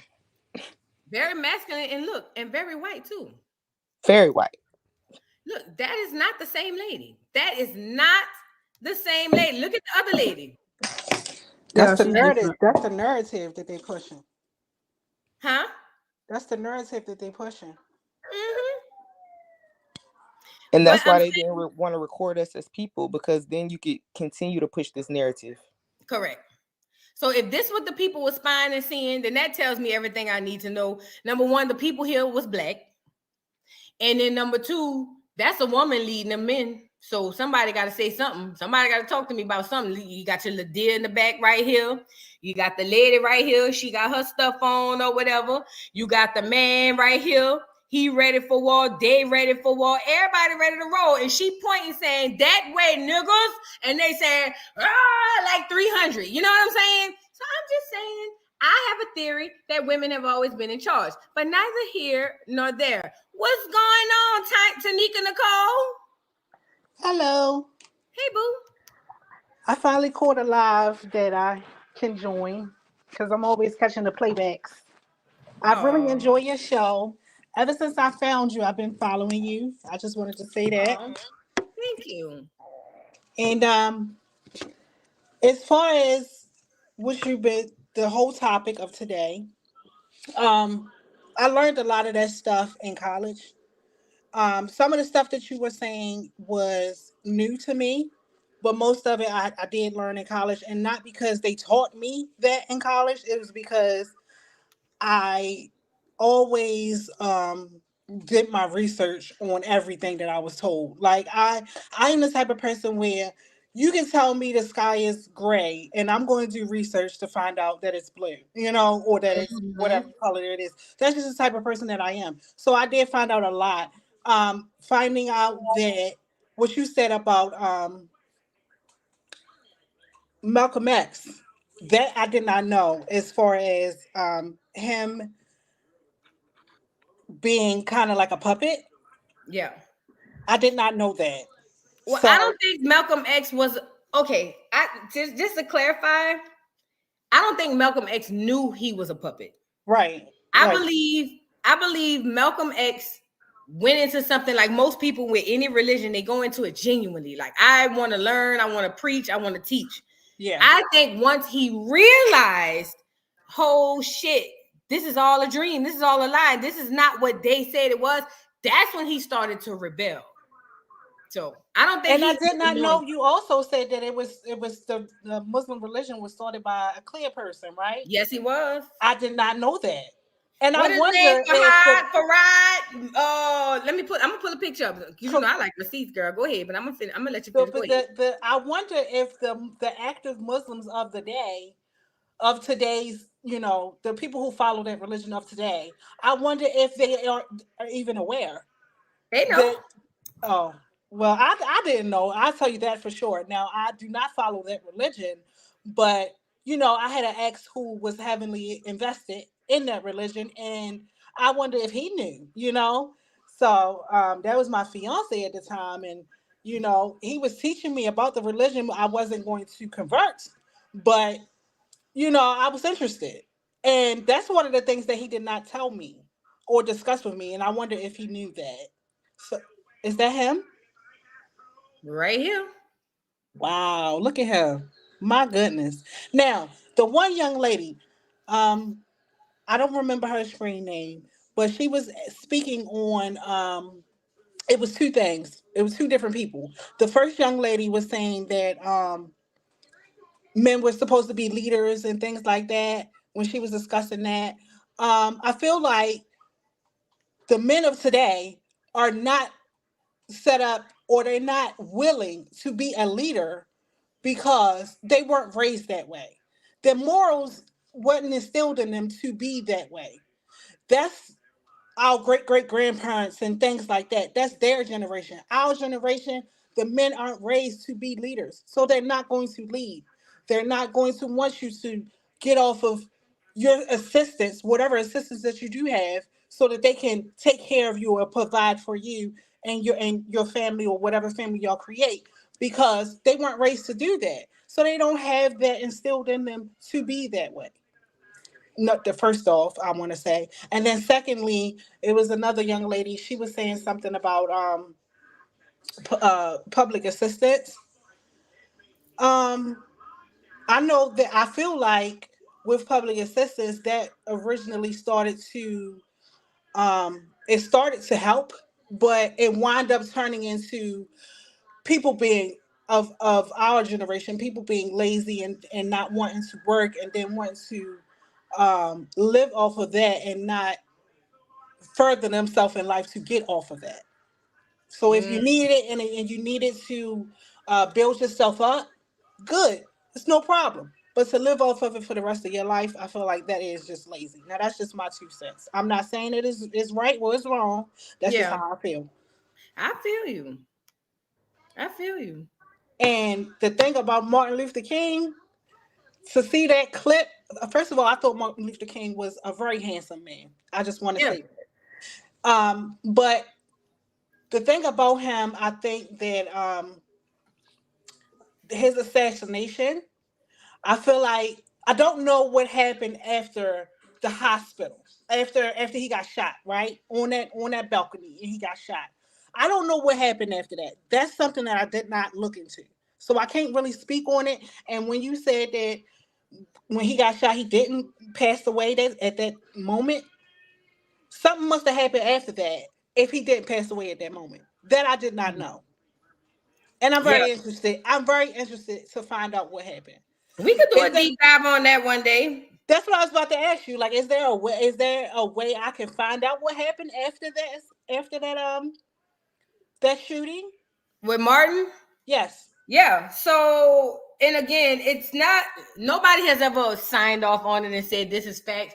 But there were multiple accounts of people who said he was alive all the way up until he got to the hospital. He was even alive at the hospital, but he had to go. So they said he was smothered. They did say that. Now we could dive into that or whatever. We could dive into that, yeah. Wow, that I did not know. I did not know that. And with I never seen no, I seen a picture of Rosa Parks. I've seen a picture of her off of the pictures that they would put in movies and things like that, of how they feel like she should look versus how she actually did look. Um, so I didn't like that. And another thing I was saying in the chat, I don't think you noticed it. I was saying like the things that they did was back to when you was talking about Rosa Parks and everybody else with the narrative of how they would change the way they look. Um, they changed everything. I feel like they changed everything that happened realistically in the past and made it seem like, oh, we're gonna spin it this way to push that narrative, right? And then um when it comes to shows that pushed or movies that pushed true facts or real facts of the way things really happen, they would spin it. Like if there was a show that came out that had something to do with actual truth, canceled. Like the show Underground. Even though they did reflect how slavery was back in the day, when it started getting too real, they canceled that show. And I absolutely loved the show Underground. Have you seen Underground?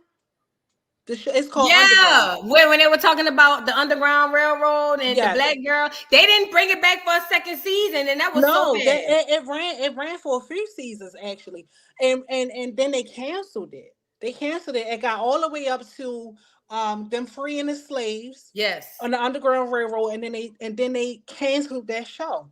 I watched it when it was actually showing on air, and to this day, I still rewatch the reruns because it's a really good show. But they cancel it when it gets too real. Mm-hmm. It gets too real on the truth and they cancel it, and I absolutely hate that. Just like Lovecraft Country, they I've canceled never it. seen that show. I've never seen Listen, that you show. have Yeah, to that have was a an good one. open That's mind to good. even watch it because a lot of it's gonna go over your head. I gotta rewatch it again. This is gonna be my fourth time. Just like Lovecraft Country, when it contradicts what was taught, it's gotta go. I'm gonna have to watch that because I've heard about that show. I have yet to watch that. So that's something I'm gonna put on my list. Okay, cool. So she was born Why in the did they 60s. cancel the show though? Because I didn't know anything about it until my child's father had got me on it, and we seen it together. And he basically Underground. just showed me about it, about what the meaning was behind it, and like everything like that. Are you talking about Underground or Lovecraft Country? The Lovecraft Country thing is on Netflix. Okay, yeah, I never seen it, so I don't know. You can take that one, Voodoo. Lovecraft Country, according to what they said, they just said, oh, it just didn't get picked back up.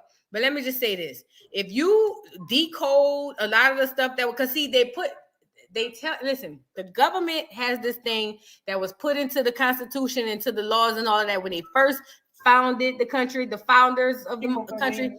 You can do whatever you want to the American people. You just have to tell them before you do it. That's all you have to do. Well, like, This why is, should they though? huh? Why though? Because per law, it's no different from like if I tell you, if I come and rob you and it's unsuspected, you can send me to jail. But if I say, hey girl, at 5 o'clock I'm coming rob you, and it's in the law that says if I tell you before I can rob you legally, then I'm gonna tell you, hey girl, Yeah, 5 o'clock I'm about to come over there and rob you. So this is what happens. They put it in the movies. Just like FaceTime in the 90s movie, like Total Recall, just like AI was in what's the movie where he be saying hasta la vista? The Terminator. AI was in I Robot. The Jetsons, the cartoons, the flying cars. We about to have flying cars in the next 5 years. They just have to tell you before they do it. That's all. And how they tell us is entertainment. But see, psychologically, we so entertained, we be forgetting it's real shit going on. So stories like Lovecraft Country, Underground, all these things, they get too real to where they got to pull that back because this starts to pull the wool or take the wool from over people's eyes. You see what I'm saying? Key facts, what's going on, boo? Hey there. What's up? Oh, I just been sitting here just listening or whatever. My little Louisiana, just listening. I'm sorry.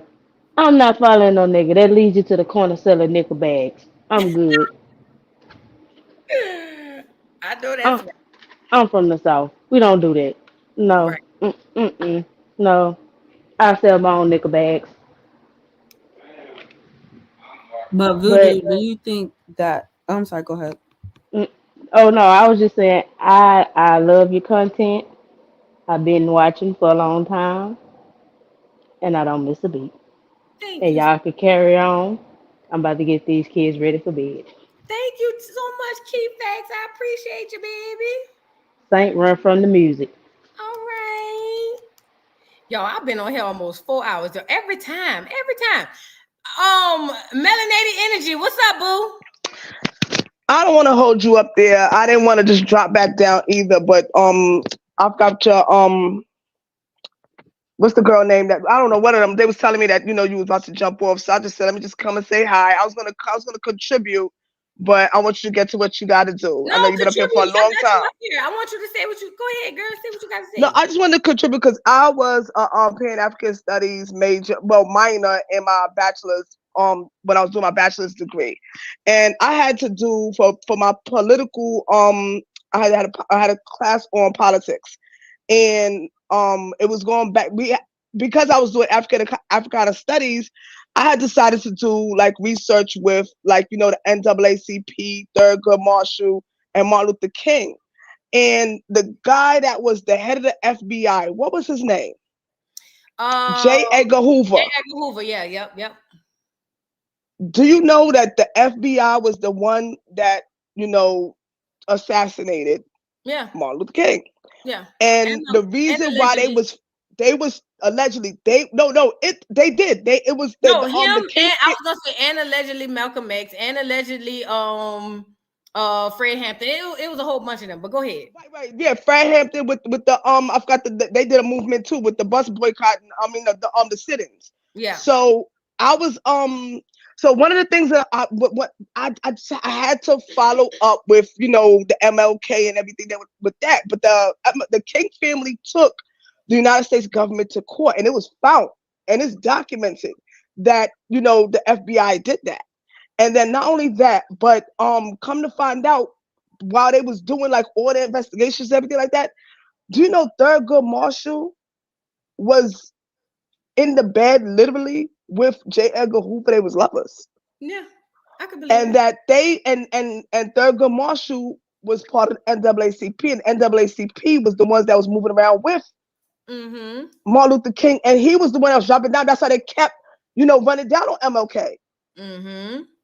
They were spies. I was floored when I was like, what? Yeah. Anything with NAACP attached to it was automatically connected to the government. It was presented to us as something to help us, but no, they were spies for the government. And then Lyndon B. Johnson, after they assassinated Kennedy, they put Lyndon B. Johnson as president. And remember, Kennedy was backing MLK. That's why they killed him, in my opinion. That's my opinion. And Lyndon B. Johnson said, the next leader that y'all have, we will give them to you. Barack Obama. I mean, everybody that, if you look at how they took over everything, they made sure they took all the intelligence out and put all of the, short yellow school buses in place. That's how I look at it. I was like, you on it. That was just my opinion. I wanted to contribute, but y'all have a good night and you get to what you got to do. Thank you so much. You on it though. I love your perspective. Thank you so much. All right, good night. All right, boo. All right, Tanika Nicole, you got some last words so I can get off you? No, I'm finished. That's all I wanted to say. And thanks for having me. Thank you, boo. I appreciate you. I can't stand Al Sharpton, his big bobblehead ass. I can't stand that nigga. Ooh, I can't stand him. I can't stand him. You know what I'm saying? I just can't. Frozen Babe, last words.